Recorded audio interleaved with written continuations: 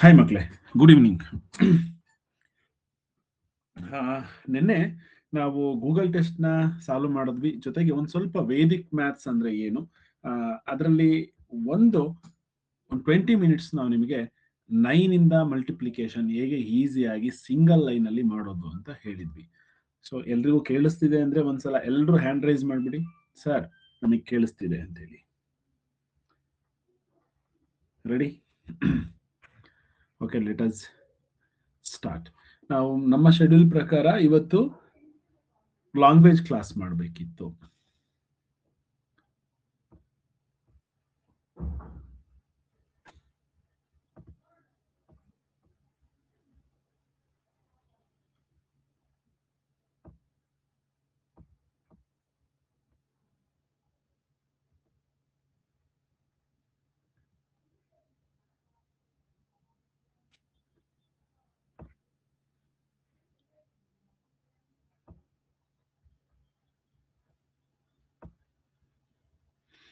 Okay,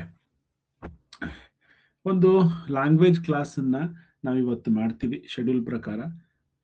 ನಿಮಗೆ ನಾವು last time language class ಮಾಡಿದಾಗ ಸ್ವಲ್ಪ ಇಡಿಯಮ್ಸ್ ಅಂದರೆ ಫ್ರೇಸಲ್ ವರ್ಡ್ಸನ್ನು ಬರೀರಿ ಅಂತ ಹೇಳಿದ್ವಿ. ಸೊ ಅದಕ್ಕೆ ಸಂಬಂಧಪಟ್ಟಂತೆ ನಾವು ಒಂದು 20 ಮಿನಿಟ್ಸ್ ಡಿಸ್ಕಸ್ ಮಾಡೋಣ. Both Kannada and English mediums students ಎಲ್ಲರೂ ಕೂಡ ಸ್ಟೇ ಆಗಿರಿ, ನಮ್ಮ ಜೊತೆ ಇರಿ. ಯಾವಾಗ ನಾನು ನೀವು ಲೆಫ್ಟ್ ಆಗಬೇಕು ಅಥವಾ ನಿಮ್ಮ ವರ್ಕನ್ನು ನೀವು ಮಾಡ್ಕೋಬೇಕು ಅಂತ ಹೇಳ್ತೀನಿ. ಸೊ ಎಲ್ಲ ಕನ್ನಡ ಮೀಡಿಯಂ ಸ್ಟೂಡೆಂಟ್ಸು ಕೂಡ ಇಂಗ್ಲೀಷ್ನು ಕೂಡ ಕೇಳಿಸ್ಕೊಳ್ಳಿ. ಬಟ್ ಇಂಗ್ಲಿಷ್ ಮೀಡಿಯಂ ಸ್ಟೂಡೆಂಟ್ಸ್ಗೆ ಕನ್ನಡದ ಅವಶ್ಯಕತೆ ಇಲ್ಲ ಅಂದ್ರೆ ಅಷ್ಟೇ ಲೆಫ್ಟ್ ಆಗಿ. ಸೊ ಫಸ್ಟ್ ಅದಕ್ಕೆ ಇಂಗ್ಲಿಷ್ ಮಾಡ್ತೀವಿ. ಇಂಗ್ಲಿಷ್ನಲ್ಲಿ ಫ್ರೇಸಲ್ ವರ್ಬ್ಸ್ ಅಥವಾ ಫ್ರೇಸಲ್ ವರ್ಬ್ಸ್ ಅಂತ ಹೇಳ್ತೀವಿ, ಮತ್ತು ಜೊತೆಗೆ ಇಡಿಯಮ್ಸ್ ಅಂತ ಹೇಳ್ತೀವಿ. ಅಂದ್ರೆ ನುಡಿಗಟ್ಟು ಅಂತ ಕನ್ನಡದಲ್ಲಿ ಆ ಪದವನ್ನು ಕರಿತೀವಿ. ಹಾಗಂದ್ರೆ ಏನು ಅಂತ ಒಂದೊಂದಾಗಿ ಎಕ್ಸಾಂಪಲ್ನ ಕೊಡ್ತಾ ಹೋಗ್ತೀವಿ. ಮಕ್ಕಳೇ, ನಾನು ಪ್ರತಿ ಸಲ ಹೇಳಿದ್ದೀನಿ, ಏನಾದ್ರೂ ನಾವು ಮೆಸೇಜ್ ಮಾಡಿದ್ರೆ ಮಾತ್ರ 10 ನಿಮಿಷ ಲೇಟು ಅಥವಾ 15 ನಿಮಿಷ ಲೇಟ್ ಅಂತ ಮಾಡಿದ್ರೆ ಮಾತ್ರ. ಇಲ್ಲ, ಏನೂ ನಾವು ಮೆಸೇಜ್ ಮಾಡಿಲ್ಲ ಅಂದ್ರೆ 6:30 ಅಂತ. ಸೊ 6:30 ನಮ್ ರೆಗ್ಯುಲರ್ ಟೈಮು. ಅಲ್ಲಿ ಏನಾದ್ರೂ ವ್ಯತ್ಯಾಸ ಆಯ್ತು, ನಾವೆಲ್ಲರೂ ಹೊರಗಡೆ ಹೋದಾಗ ನಾನು ಬರೋದು ಮನೆಗೆ ರೀಚ್ ಆಗೋದು ಲೇಟ್ ಆಗುತ್ತೆ ಅಂತ ಅನ್ಸಿದಾಗ ನಾವೇನ್ ಮಾಡ್ತೀವಿ, 10 ನಿಮಿಷ ಲೇಟ್ ಆಗಿ ಅಥವಾ 6:40 6:45 ಅಂತ ನಾನು ಮೆಸೇಜ್ ಮಾಡ್ತೀನಿ. ತುಂಬಾ ಕಡಿಮೆ ಆ ಥರದ್ದು. ಹಂಗಾದಾಗ ಮಾತ್ರ ನೀವು ಸರ್ ಇವತ್ತು 6:40 ಅಂತ ಫೋನ್ ಮಾಡೋದೇನು ಬೇಡ. ಅಲ್ಲಿ ಮೆಸೇಜ್ ಬಂದಿದ್ರೆ ವಾಟ್ಸಪ್ ಗ್ರೂಪ್ ಅಲ್ಲಿ ಅವಾಗ ಮಾತ್ರ, ಇಲ್ಲ ಅಂದ್ರೆ ಮಾಮೂಲಿ 6:30 ಅಂತಾನೆ ಅರ್ಥ. ಓಕೆ, ಗಿವ್ ಇನ್ ಒಂದು ಸಣ್ಣ ಎಕ್ಸಾಂಪಲ್ ನೋಡಿ, ಇಲ್ಲಿ ಡಿಫ್ರೆನ್ಸ್ ಏನು ಅಂತ ಹೇಳಿ. ಗಿವ್ ಇನ್ ಅಂದ್ರೆ ಏನು, call on, call in, call off, ಇವಕ್ಕೆಲ್ಲ ಡಿಫ್ರೆನ್ಸ್ ಏನು? ಗಿವ್ ಇನ್ ಅಂತಂದ್ರೆ ಟು ಸರೆಂಡರ್ ಅಂತ ಹೇಳ್ತೀವಿ. ಕಾಲ್ ಆನ್ ನೋಡಿ, ಕಾಲ್ ಅಂದ್ರೆ ಗೊತ್ತು ನಿಮಗೆ. ಕಾಲ್ ಆನ್ ಅಂದ್ರೆ visit, ask someone to speak. So ನೋಡಿ, ವಿಸಿಟ್ ಅಂದ್ರೆ ನೀವು ರೆಸ್ಪೆಕ್ಟ್ಫುಲ್ ಆಗಿ ಒಂದು ಕಡೆ ವಿಸಿಟ್ ಮಾಡೋದನ್ನ ಕಾಲ್ ಆನ್ ಅಂತೀವಿ. ಕಾಲ್ ಇನ್ ಅಂದ್ರೆ ಆಸ್ಕ್ ಸಮ್ಒನ್ ಟು ಕಮ್, ಅಂದ್ರೆ ನಿಮ್ಮ ಮನೆಗೆ ಗೌರವಯುತವಾಗಿ ನೀವೇನಾದ್ರೂ ಕರೆದ್ರೆ ಅವ್ರನ್ನ, ಅದನ್ನ ನಾವು ಕಾಲ್ ಇನ್ ಅಂತ ಹೇಳ್ತೀವಿ. ಕಾಲ್ ಆಫ್ ಅಂದ್ರೆ ಕ್ಯಾನ್ಸಲ್ ಅಂತ ಹೇಳಿ. ನೋಡಿ, they called of the meeting ಅಂದ್ರೆ ಅವರು ಕ್ಯಾನ್ಸಲ್ ಮಾಡಿದ್ರು ಮೀಟಿಂಗ್ ನ ಅಂತ ಹೇಳಿ. ಹೌದಾ? ಈ ಕಾಲ್ ಆನ್ ಅಂದ್ರೆ ನೋಡಿ, ಇಲ್ಲೊಂದು ಎಕ್ಸಾಂಪಲ್ ಕೊಟ್ಟಿದ್ದಾರೆ. The teacher called on Ravi to answer. ಅವನಿಗೆ ಆಫರ್ ಮಾಡಿದ್ರು ಅಂದ್ರೆ ಅವನಿಗೆ ಹೇಳಿದ್ರು ಆನ್ಸರ್ ಮಾಡ್ಲಿಕ್ಕೆ. ನೋಡಿ, ಕಾಲ್ಡ್ ಆನ್ ಅಂದ್ರೆ ಯಾರೋ ಒಬ್ರನ್ನ ಮಾತಾಡು ಅಂತ ಹೇಳೋದು. ಕಾಲ್ ಇನ್ ಅಂತಂದ್ರೆ ಆಸ್ಕ್ ಸಮ್ಒನ್ ಟು ಕಮ್ ಅಂದ್ರೆ ಬರೋದಿಕ್ಕೆ ಹೇಳೋದು. ಕಾಲ್ ಆಫ್ ಅಂದ್ರೆ ಕ್ಯಾನ್ಸಲ್. ಒಂದು ಮೀಟಿಂಗ್ ಇತ್ತು ಅಥವಾ ಪ್ರೆಸಿಡೆಂಟ್ ವಿಸಿಟ್ ಇತ್ತು, ಅದು ಕಾಲ್ ಆಫ್ ಆಯ್ತು. ಕಾಲ್ ಆಫ್ ಆಯ್ತು ಅಂದ್ರೆ ಕ್ಯಾನ್ಸಲ್ ಆಯ್ತು ಅಂತ ಹೇಳ್ತೀವಿ. ರೀಡ್ ಬಿಟ್ವೀನ್ ದ ಲೈನ್ಸ್ ಅಂತ ಒಂದು ವರ್ಡ್ ಇರುತ್ತೆ, ನೀವು ಯಾವಾಗ್ಲೂ ನೋಡಿರ್ಬೋದು. ಈ ಲೈನ್ಸ್ ಇರುತ್ತೆ. ರೀಡ್ ಬಿಟ್ವೀನ್ ದ ಲೈನ್ಸ್ ಅಂದ್ರೆ ಏನ್ ಅರ್ಥ ಅಂತಂದ್ರೆ ಅಂಡರ್ಸ್ಟ್ಯಾಂಡ್ ಹಿಡನ್ ಮೀನಿಂಗ್. ಸೊ ಅಲ್ಲಿರುವಂತ ವರ್ಡ್ ಮೀನಿಂಗ್ ಅಲ್ಲ, ಹಿಡನ್ ಮೀನಿಂಗ್ ನ ನೀವು ಅರ್ಥ ಮಾಡ್ಕೋಬೇಕು. You should read between the lines means you have to comprehend the hidden meaning. ಅಂದ್ರೆ ಅದ್ರ ಒಳಗಡೆ ಒಳ ಅರ್ಥ ಏನಿದೆ ಅನ್ನೋದನ್ನ ನಾವು ತಿಳ್ಕೋಬೇಕು. ಸೊ ಅದರ ಪದದ ಅರ್ಥ ರೀಡ್ ಬಿಟ್ವೀನ್ ಲೈನ್ಸ್ ಅಂದ್ರೆ ಅಂಡರ್ಸ್ಟ್ಯಾಂಡ್ ದ ಹಿಡನ್ ಮೀನಿಂಗ್ ಅಂತ ಹೇಳಿ.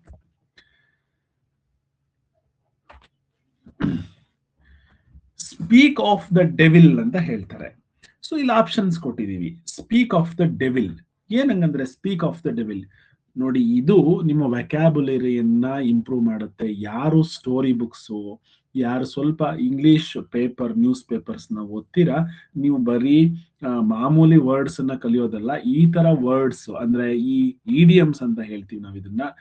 ಇಲ್ಲಿ ಈ ಪದದ ಅರ್ಥನೇ ಬೇರೆ ಇರುತ್ತೆ, ಆದ್ರೆ ಇದರ ಮೀನಿಂಗ್ ಅಂದ್ರೆ ಇದು ಒಳಗಡೆ ಇರುವ ಅರ್ಥನೇ ಬೇರೆ ಆಗಿರುತ್ತೆ. ಸೊ ಇದನ್ನ ನೀವು ವರ್ಡ್ ಬೈ ವರ್ಡ್ ಅರ್ಥ ಮಾಡ್ಕೊಳ್ಳೋ ಹಾಗಿಲ್ಲ, ಇದರ ಸೆಂಟೆನ್ಸ್ ನ ಅರ್ಥ ಮಾಡ್ಕೋಬೇಕು. ಸ್ಪೀಕ್ ಆಫ್ ದ ಡೆವಿಲ್ ಅಂದ್ರೆ the person just mentioned appears, talking of the devils, talking about dangerous person, speak of the death persons ಅಂತ 4 ಆಪ್ಷನ್ಸ್ ಕೊಟ್ಟಿದ್ದಾರೆ. ರೈಟ್ ಆನ್ಸರ್ ಯಾವುದು ಅಂತಂದ್ರೆ, ನೋಡೋಣ ಎಷ್ಟು ಜನ ಇಂಗ್ಲಿಷ್ ನಲ್ಲಿ ತುಂಬಾ ಚೆನ್ನಾಗಿದ್ದೀರಾ ಅಂತ ಹೇಳಿ. ಇದರಲ್ಲಿ ಸ್ಪೀಕ್ ಆಫ್ ದ ಡೆವಿಲ್ ಅಂದ್ರೆ ಏನ್ ಪದದ ಅರ್ಥ ಅಂತ ಹೇಳಿ. What is the meaning of speak of the devil?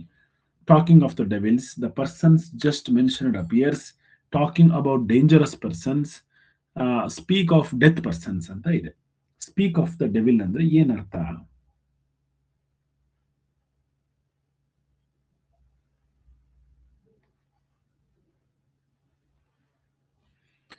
You can't guess or imagine. ನಿಮಗೆ ಗೊತ್ತಿದ್ರೆ ಮಾತ್ರ ಇದನ್ನ ಆನ್ಸರ್ ಮಾಡ್ಲಿಕ್ಕೆ ಸಾಧ್ಯ. Right answer is a person just mentioned appears. ಅಂದ್ರೆ ಯಾರ ಬಗ್ಗೆನೋ ನೀವು ಮಾತಾಡ್ತಾ ಇರ್ತೀರಾ, ಅವ್ರು ಜಸ್ಟ್ ಅವಾಗಷ್ಟೇ ಮಾತಾಡ್ತೀರಾ, ಅವರೇ ಬಂದ್ಬಿಡ್ತಾರೆ ಅನ್ಕೋಣ. ಸೊ ಅವಾಗ ನಾವು ಅದನ್ನ ಸ್ಪೀಕ್ ಆಫ್ ದ ಡೆವಿಲ್ ಅಂತ ಹೇಳ್ತೀವಿ. The person just mentioned appears, speak of the devil, here comes Ravi. So ನೀವೇನಾದ್ರೂ ರವಿ ಬಗ್ಗೆನೇ ಮಾತಾಡ್ತಿರ್ತೀರಾ, ರವಿನೇ ಅವಾಗ್ಲೇ ಬಂದ್ಬಿಡ್ತಾನೆ, ಅವಾಗ ನೀವು ವರ್ಡ್ ಅನ್ನ ಯೂಸ್ ಮಾಡ್ಬೋದು, speak of the devil, here comes Ravi. So ಅವನ ಬಗ್ಗೆನೇ ಮಾತಾಡ್ತಿದ್ವಿ, ಅವನೇ ಬಂದ್ಬಿಟ್ಟ ಅಂತ ಹೇಳ್ತೀವಲ್ವಾ. ಸೊ ಅದನ್ನ ಸ್ಪೀಕ್ ಆಫ್ ದ ಡೆವಿಲ್ ಅನ್ನೋ ವರ್ಡ್ ಅನ್ನ ಯೂಸ್ ಮಾಡ್ತೀವಿ. A hard nut to crack ಅಂತಂದ್ರೆ ಡಿಫಿಕಲ್ಟ್ ಪ್ರಾಬ್ಲಮ್ ಅಂತ ಅರ್ಥ. ಎ ಹಾರ್ಡ್ ನಟ್, ನಟ್ ಅಂದ್ರೆ ಎಲ್ಲರೂ ತಿಂತಿರಲ್ವಾ, ಕನ್ನಡದಲ್ಲಿ ಇದನ್ನ ಕಬ್ಬಿಣದ ಕಡಲೆ ಅಂತ ಹೇಳ್ತೀವಿ. ಕಡಲೆಕಾಳು ಗಟ್ಟಿ, ಅದರಲ್ಲಿ ಕಬ್ಬಿಣದ ಕಡಲೆಕಾಳು ಇನ್ನ ಗಟ್ಟಿ. ಅದನ್ನ ಯಾವ್ದಕ್ ಬಳಸ್ತೀವಿ ಅಂತಂದ್ರೆ, ಅಯ್ಯೋ ಗಣಿತ ಅಂದ್ರೆ ನನಗೆ ಚಿಕ್ಕ ಹುಡುಗನಲ್ಲಿ ಕಬ್ಬಿಣದ ಕಡಲೆ ಆಗಿತ್ತು ಅಂತ ಹೇಳ್ತಾರೆ. ಅಂದ್ರೆ a hard nut to crack. Mathematics is a hard nut to crack, that is very difficult ಅನ್ನೋ ಅರ್ಥದಲ್ಲಿ ಈ ವರ್ಡ್ ಅನ್ನ ಯೂಸ್ ಮಾಡ್ತಾರೆ. ಹಾಗಾದ್ರೆ ಹಾರ್ಡ್ ನಟ್ ಟು ಕ್ರ್ಯಾಕ್ ಅಂದ್ರೆ ಡಿಫಿಕಲ್ಟ್ ಪ್ರಾಬ್ಲಮ್ ಅಂತ ಅರ್ಥ. ಸೊ ಕನ್ನಡದಲ್ಲಿ ಕಬ್ಬಿಣದ ಕಡಲೆ ಅಂತ ಹೇಳ್ತಾರೆ. ಕಬ್ಬಿಣದಲ್ಲಿ ಯಾರು ಕಡಲೆಕಾಳು ಮಾಡೋಲ್ಲ, ಆದ್ರೆ ಅದ್ರ ಅರ್ಥ ಏನು ಅಂದ್ರೆ, ಕಬ್ಬಿಣದ ಕಡಲೆ ಅಂದ್ರೆ ಕಡಲೆಕಾಳು ಗಟ್ಟಿ, ಕಬ್ಬಿಣದ ಕಡಲೆ ಇನ್ನ ಗಟ್ಟಿ ಅಂದ್ರೆ ತುಂಬಾ ಕಷ್ಟವಾಗಿದೆ ಅಂತ ಹೇಳಿ. ಎ ಬೆಡ್ ರೋಸಸ್ ಅಂದ್ರೆ ಏನು? ಬೆಡ್ ಮೇಲೆ ಮಲ್ಕೊಂಡಿರುವಂತ ರೋಸಸ್. ಇದ್ರ ಅರ್ಥ ಏನು ಅಂತಂದ್ರೆ, ಬೆಡ್ ರೋಸಸ್ ಅಂದ್ರೆ ನೋಡಿ, ಅನ್ ಈಸಿ ಕಂಫರ್ಟಬಲ್ ಲೈಫ್ ಅಂತ ಹೇಳಿ. Life is not always A bed roses ಅಂತ ಹೇಳ್ತಾರೆ. ಅಂದ್ರೆ ಜೀವನ ನಮಗೆ ಯಾವಾಗ್ಲೂ ಕೂಡ ಸುಖವಾಗಿ ಆರಾಮಾಗಿರ್ತಾರಲ್ಲ, ಅದನ್ನ ನಾವು ಬೆಡ್ ರೋಸಸ್ ಅಂತ ಹೇಳ್ತೀವಿ. But life is not always bed of roses. ಯಾವಾಗ್ಲೂ ಕೂಡ ಬೆಡ್ ರೋಸಸ್ ಆಗಿರಲ್ಲ, ಬೆಡ್ ಆಫ್ ರೋಸಸ್ ಆಗಿರಲ್ಲ. ಸ್ವಲ್ಪ ಮುಳ್ಳಿನ ಹಾದಿನೂ ಇರುತ್ತೆ. ಅದು ಏನ್ ಹೇಳ್ತೀರಿ, ಹೂವಿನ ಹಾಸಿಗೆ ಅಂತ ಹೇಳ್ತಾರೆ ಕನ್ನಡದಲ್ಲಿ, ಹೌದಾ? ಎ ಡಾರ್ಕ್ ಹಾರ್ಸ್ ಏನು ಹಂಗಾದ್ರೆ? ಡಾರ್ಕ್ ಹಾರ್ಸ್ ಅಂದ್ರೆ, ಈ ವರ್ಡ್ಸ್ ನ ಬರ್ಕೊಳ್ತಾ ಇದೀರಲ್ವಾ, ಡಾರ್ಕ್ ಹಾರ್ಸ್ ಅಂದ್ರೆ ಏನು? ಡಾರ್ಕ್ ಹಾರ್ಸ್, ಡಾರ್ಕ್ ಅಂದ್ರೆ ಕತ್ಲೆ, ಹಾರ್ಸ್ ಅಂದ್ರೆ ಕುದುರೆ. ಅಂದ್ರೆ ಕತ್ತಲೆಯಲ್ಲಿರುವ ಕುದುರೆನಾ? ಅಲ್ಲ, ಇದರ ಮೀನಿಂಗೇ ಬೇರೆ, ಆದ್ರೆ ಇದು ಕೊಡೋ ಅಂತ ಅರ್ಥನೇ ಬೇರೆ ಆಗಿರುತ್ತೆ. ಏನಂಗಂದ್ರೆ ಅಂದ್ರೆ ಅನ್ಎಕ್ಸ್ಪೆಕ್ಟೆಡ್ ವಿನ್ನರ್ ಅಂತ ಹೇಳಿ. ಈ was a dark horse in the competition ಅಂತ ಹೇಳ್ತಾರೆ. ಅಂದ್ರೆ ಯಾರೂ ಕೂಡ ಗೆಸ್ ಮಾಡಿರೋಲ್ಲ ಇವ್ರು ಗೆಲ್ತಾರೆ ಅಂತ ಹೇಳಿ, ಅವ್ನು ಗೆದ್ಬಿಡ್ತಾನೆ, ಅವಾಗ ಈ ವರ್ಡ್ ಅನ್ನ ಯೂಸ್ ಮಾಡ್ತಾರೆ. ಈ was a dark horse in the competition ಅಂದ್ರೆ ಅನ್ಎಕ್ಸ್ಪೆಕ್ಟೆಡ್ ವಿನ್ನರ್, ಯಾರಿಗೂ ಗೊತ್ತಿಲ್ಲದೇನೆ ವಿನ್ ಆಗ್ಬಿಡ್ತಾರಲ್ವಾ, ಸೊ ಅವ್ರನ್ನ ನಾವು ಡಾರ್ಕ್ ಹಾರ್ಸ್ ಅಂತ ಹೇಳ್ತೀವಿ. ಎ ಪೀಸ್ ಆಫ್ ಕೇಕ್, ಇದು ನಿಮಗೆ ಗೊತ್ತಿದೆ, ನಾವು ತುಂಬಾ ಸಲ ಹೇಳ್ಕೊಟ್ಟಿದೀವಿ. ಎ ಪೀಸ್ ಆಫ್ ಕೇಕ್ ಅಂದ್ರೆ ಏನು ಅಂತ ಹೇಳಿ. ಒಂದ್ ನಿಮಿಷ, wait a second.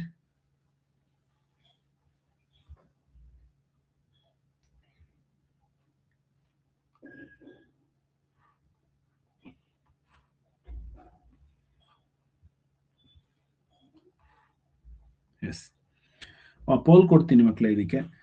A piece of cake ಅಂದ್ರೆ ಏನು ಅಂತ ಹೇಳಿ. Very difficult, very easy, very expensive, very large. Sir, piece of cake ಅಂದ್ರೆ ಒಂದು ಪೀಸ್ ಕೇಕ್ ಅಷ್ಟೇ ತಾನೆ ಅಂತ ನೀವು ಕೇಳ್ಬೋದು. ಇದರ ಮೀನಿಂಗ್ ಏನು ಅಂತ ನಾವು ಕೇಳ್ತಾ ಇದೀವಿ. ಪೀಸ್ ಆಫ್ ಕೇಕ್ ಅನ್ನೋದು ಎಲ್ಲರಿಗೂ ಗೊತ್ತು, ಅದನ್ನು ಯಾವಾಗ ಯೂಸ್ ಮಾಡ್ತೀವಿ? It is a way it is a piece of cake for me ಅಂತ ಹೇಳ್ತಾರೆ ಕೆಲವರು. ಏನಾಗಾದ್ರೆ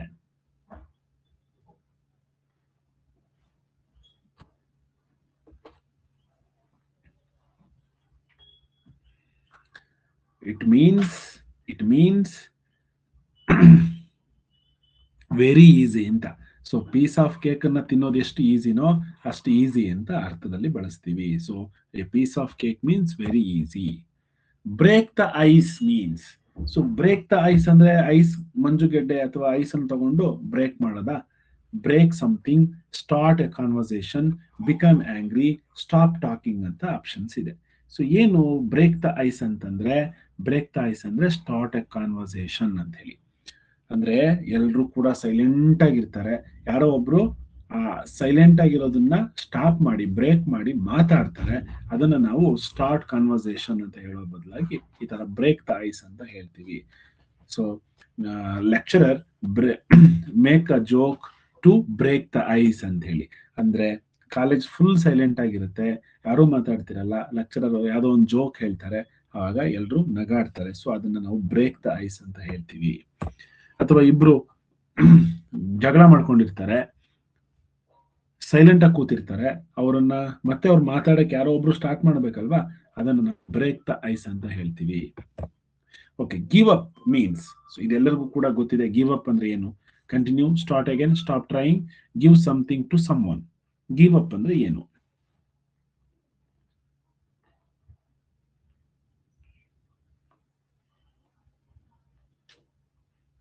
what is the meaning of give up?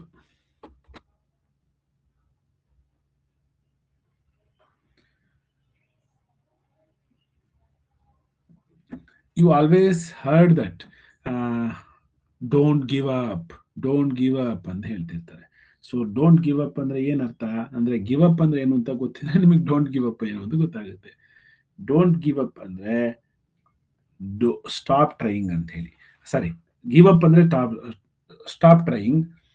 Don't give up ಅಂದ್ರೆ ಡೋಂಟ್ ಸ್ಟಾಪ್ ಟ್ರೈಯಿಂಗ್ ಅಂತ ಹೇಳಿ. ಅಂದ್ರೆ ಬಿಡಬೇಡಿ, ಬಿಡಬೇಡಿ, ಅದನ್ನ ನೀವು ಸಾಧಿಸಬೇಕು.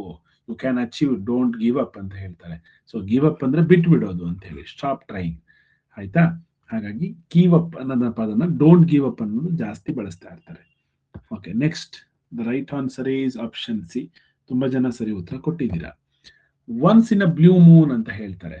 Every day, very often, very rarely, at night. ಹಾಗಂದ್ರೆ ಅರ್ಥ ಏನು? Once in a blue Moon.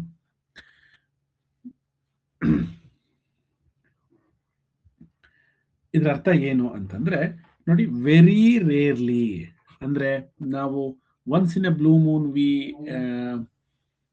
Go to the resort ಅಂದ್ರೆ ತುಂಬಾ ರೇರ್ ಆಗಿ ರೆಸಾರ್ಟ್ಗೆ ಹೋಗ್ತೀವಿ ಅಂತ ಹೇಳಿ. Once in a blue means very rarely ಅಂತ ಪದ, ಅದರ ಅರ್ಥ. Spill the beans. So spill the beans ಅಂತಂದ್ರೆ ಅವತ್ತು ವೇದಾಂತ್ ಹೇಳಿದ್ರು, ಸರ್ ನನ್ಗೊಂದು ಗೊತ್ತು, ಸ್ಪಿಲ್ ದ ಬೀನ್ಸ್ ಅಂದ್ರೆ ನಾವು ಏನಾದ್ರು ಸೀಕ್ರೆಟ್ ಇದ್ರೆ ಅದನ್ನ ಹೇಳ್ಬಿಡೋದು ಅಂತ ಹೇಳಿ. ಆಯ್ತಾ? ರಿವೀಲ್ ಎ ಸೀಕ್ರೆಟ್, ಇದ್ರ ಆನ್ಸರ್ ಏನು?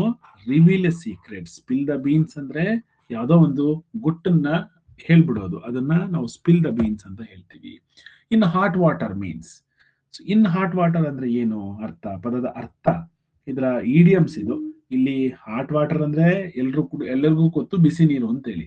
ಅದ್ರ ಅರ್ಥ ಏನು ಅಂತ, ಇನ್ ಹಾಟ್ ವಾಟರ್ ಅಂದ್ರೆ ಏನು ನೋಡೋಣ, ಪೋಲ್ ಮಾಡಿ. ಈಸಿ ಇದೆ. Taking a bath, in a trouble, feeling hot, working hard. 4 options ಇದೆ.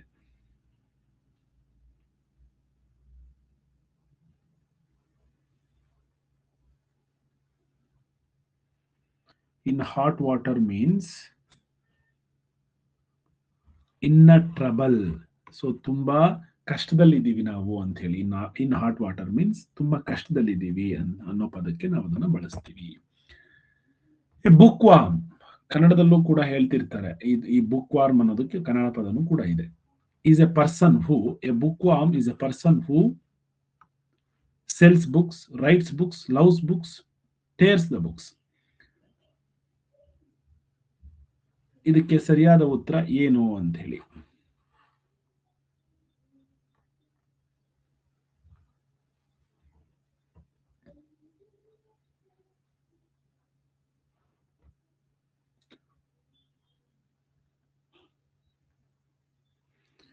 ಮಕ್ಕಳೇ ನಿಮಗೆ ಗೊತ್ತಿಲ್ಲ ಅಂತ ಗೊತ್ತು ನನಗೆ, ಅದಕ್ಕೋಸ್ಕರನೇ ನಾವು ಕೊಡ್ತಾ ಇರೋದು. ಬರ್ಕೊಳ್ತೀರಾ, ಅಟ್ಲೀಸ್ಟ್ ನೀವೇನ್ ಬರ್ಕೊಳ್ತೀರಾ, ಈ ತರ ಎ ಬುಕ್ ವಾರ್ಮ್ ಅಂತ ಬರ್ಕೊಳ್ತೀರಾ ನಿಮ್ಮ ನೋಟ್ ಬುಕ್ ಅಲ್ಲಿ. ಅದರ ಮುಂದಕ್ಕೆ ನಾವು ಆನ್ಸರ್ ಕೊಡ್ತೀವಲ್ವಾ ಇವಾಗ ನೆಕ್ಸ್ಟ್, ಅದನ್ನ ಬರೀತೀರಾ. That's it. ಸೊ ಗೊತ್ತಾಗ್ಲಿಲ್ಲ ಅಂದ ತಕ್ಷಣ ನೀವು ಬರಿಬಾರ್ದು ಅಥವಾ ಕಲಿಬಾರ್ದು ಅಂತ ಏನಿಲ್ಲ. ಬುಕ್ ವಾರ್ಮ್ ಅಂದ್ರೆ ಲವ್ಸ್ ರೀಡಿಂಗ್, ಮೀನ್ಸ್ ಪುಸ್ತಕದ ಹುಳು ಅಂತ ಹೇಳ್ತೀವಿ ಕನ್ನಡದಲ್ಲಿ ನಾವು. ಅವನ್ ಬಿಡೋ ಪುಸ್ತಕದ ಹುಳು ಅಂದ್ರೆ ತುಂಬಾ ಪುಸ್ತಕನ ಓದ್ತಾನೆ ಅಂತ ಹೇಳಿ, ಆಯ್ತಾ. So right answer is option C. Miss the boat means miss A bus, miss N opportunity, travel by boat, go swimming ಅಂತ ಕೊಟ್ಟಿದ್ದಾರೆ. ಮಿಸ್ ಎ ಬಸ್ ಅಲ್ಲ, ಬೋಟ್ ಅಂದ್ರೆ ದೋಣಿಯನ್ನ ಕಳ್ಕೊಂಡ್ಬಿಡೋದು, ಮಿಸ್ ಆಗೋದು. ಅಂದ್ರೆ ಮಿಸ್ ಎನ್ ಆಪರ್ಚುನಿಟಿ, ಒಂದು ಒಳ್ಳೆ ಅವಕಾಶವನ್ನು ನಾವು ಮಿಸ್ ಮಾಡ್ಕೊಂಡ್ವಿ ಅನ್ನೋ ಅರ್ಥಕ್ಕೆ ಮಿಸ್ ದ ಬೋಟ್ ಅಂತ ಹೇಳ್ತಾರೆ. Cry over spilt milk, cry over spilt milk ಅಂದ್ರೆ ಕ್ರೈ ಬಿಕಾಸ್ ಆಫ್ ಮಿಲ್ಕ್ ಅಲ್ಲ. Regret something that cannot be changed, drink milk, waste milk. So option B is the right answer. ಅಂದ್ರೆ ಯಾವುದೋ ಒಂದು ಹಾಲು ಚೆಲ್ಲೋಗ್ಬಿಟ್ಟಿದೆ, ಅದನ್ನ ನಾವು ಮತ್ತೆ ಪಡ್ಕೊಳಕ್ ಆಗಲ್ಲ, ಮೀನ್ಸ್ ಅದು ಮತ್ತೆ ಎಷ್ಟೇ ನೀವು ದುಃಖ ಪಟ್ಟರು ಕೂಡ ಅದು ಮತ್ತೆ ವಾಪಸ್ ಸಿಗೋದಿಲ್ಲ ಅಂತ ಹೇಳಿ ಆ ಅರ್ಥದಲ್ಲಿ ನಾವು ಇದನ್ನ ಬಳಸ್ತೀವಿ. Regret something that cannot be change, ಮತ್ತೆ ಅದು ಬದಲಾಗೋದೇ ಇಲ್ಲ, ಅದನ್ನ ನಾವು cry over the split, cry over spilt milk ಅಂತ ಹೇಳ್ತೀವಿ. ಸ್ಪಿಲ್ಟ್ ಅಂದ್ರೆ ಚೆಲ್ಲೋಗಿರುವಂತ ಹಾಲು ಅಂತಂದ್ರೆ ಅರ್ಥ. ಆಲ್ರೆಡಿ ಮುಗ್ದೋಗ್ಬಿಟ್ಟಿದೆ, ಮತ್ತೆ ಅದನ್ನ ನಾವು ವಾಪಸ್ಸು ಸರಿ ಮಾಡ್ಲಿಕ್ಕೆ ಆಗೋದಿಲ್ಲ ಅನ್ನೋ ಅರ್ಥದಲ್ಲಿ ಅದನ್ನ ಬಳಸ್ತೀವಿ. Kill two birds with one stone, ಕನ್ನಡದಲ್ಲೂ ಕೂಡ ಹೇಳ್ತಾರೆ ಇದನ್ನ. ಒಂದೇ ಕಲ್ಲಿನಲ್ಲಿ ಎರಡು ಹಕ್ಕಿಯನ್ನ ಹೊಡೆದ್ರು ಅಂತ ಹೇಳಿ. ಅಂದ್ರೆ ಒಂದ್ ಕಲ್ ತಗೊಂಡು ಎರಡು ಹಕ್ಕಿನ ಹೊಡೆಯೋದಲ್ಲ, do two things with one action. ನೀವೇನೋ ಒಂದು ಕೆಲಸ ಮಾಡ್ತೀರಾ, ಆ ಒಂದು ಕೆಲಸದಿಂದ ನಿಮ್ಮ ಎರಡು ಪ್ರಾಬ್ಲಮ್ ಸಾಲ್ವ್ ಆಗುತ್ತೆ. ಅದನ್ನ ನಾವು kill two birds with one stone ಅಂತ ಹೇಳ್ತಾರೆ. ಒಂದು ಕಲ್ಲಿನಲ್ಲಿ ಎರಡು ಹಕ್ಕಿ ಅಂದ್ರೆ ಒಂದೇ ಒಂದು ಕೆಲಸದಿಂದ ಎರಡು ಪ್ರಾಬ್ಲಮ್ ನ ಸಾಲ್ವ್ ಮಾಡುವಂಥದ್ದು. ಸೊ ಅದಕ್ಕೆ ನಾವು two things with one action ಅಂತ ಹೇಳ್ತೀವಿ. ಓಕೆ, ಇವೆಲ್ಲರಿಗೂ ಕೂಡ ಗೊತ್ತು. ಸ್ವಲ್ಪ ಆಂಟೋನಿಮ್ಸ್ ನ ನಾವು ಹಾಕೊಂಡಿದೀವಿ. ಆಂಟೋನಿಮ್ಸ್ ಅಂದ್ರೆ ವಿರುದ್ಧಾರ್ಥಕ ಪದ, ಆಪೋಸಿಟ್ ವರ್ಡ್ಸ್ ಅಂತಾನು ಕೂಡ ಹೇಳ್ತೀವಿ. ನೋಡಿ, ಏನ್ಶಿಯಂಟ್ ಅಂತಂದ್ರೆ ಅದಕ್ಕೆ opposite word old, modern, historic, past ಅಂತ ಇದೆ. ಏನ್ಶಿಯಂಟ್ ಅನ್ನೋದಕ್ಕೆ ಆಪೋಸಿಟ್ ವರ್ಡ್ ಏನು ಅಂತ ಹೇಳಿ ಎಲ್ಲರಿಗೂ ಕೂಡ, ಕನ್ನಡ ಮೀಡಿಯಂ ಸ್ಟೂಡೆಂಟ್ಸ್ಗೂ ಕೂಡ ಗೊತ್ತಿರುತ್ತೆ ಇದು. ಏನ್ಶಿಯಂಟ್ ಅಂದ್ರೆ ಅದಕ್ಕೆ opposite old, modern, historic, past. Only 10 seconds fast ಆಗಿ ಆನ್ಸರ್ ಮಾಡಿ ಮುಂದಕ್ಕೆ ಹೋಗೋಣ, ಯಾಕೆಂದ್ರೆ ನಾವಿನ್ನ ಪ್ಯಾಸೇಜ್ ಅನ್ನ ಸಾಲ್ವ್ ಮಾಡಬೇಕು. Opposite word for the ancient.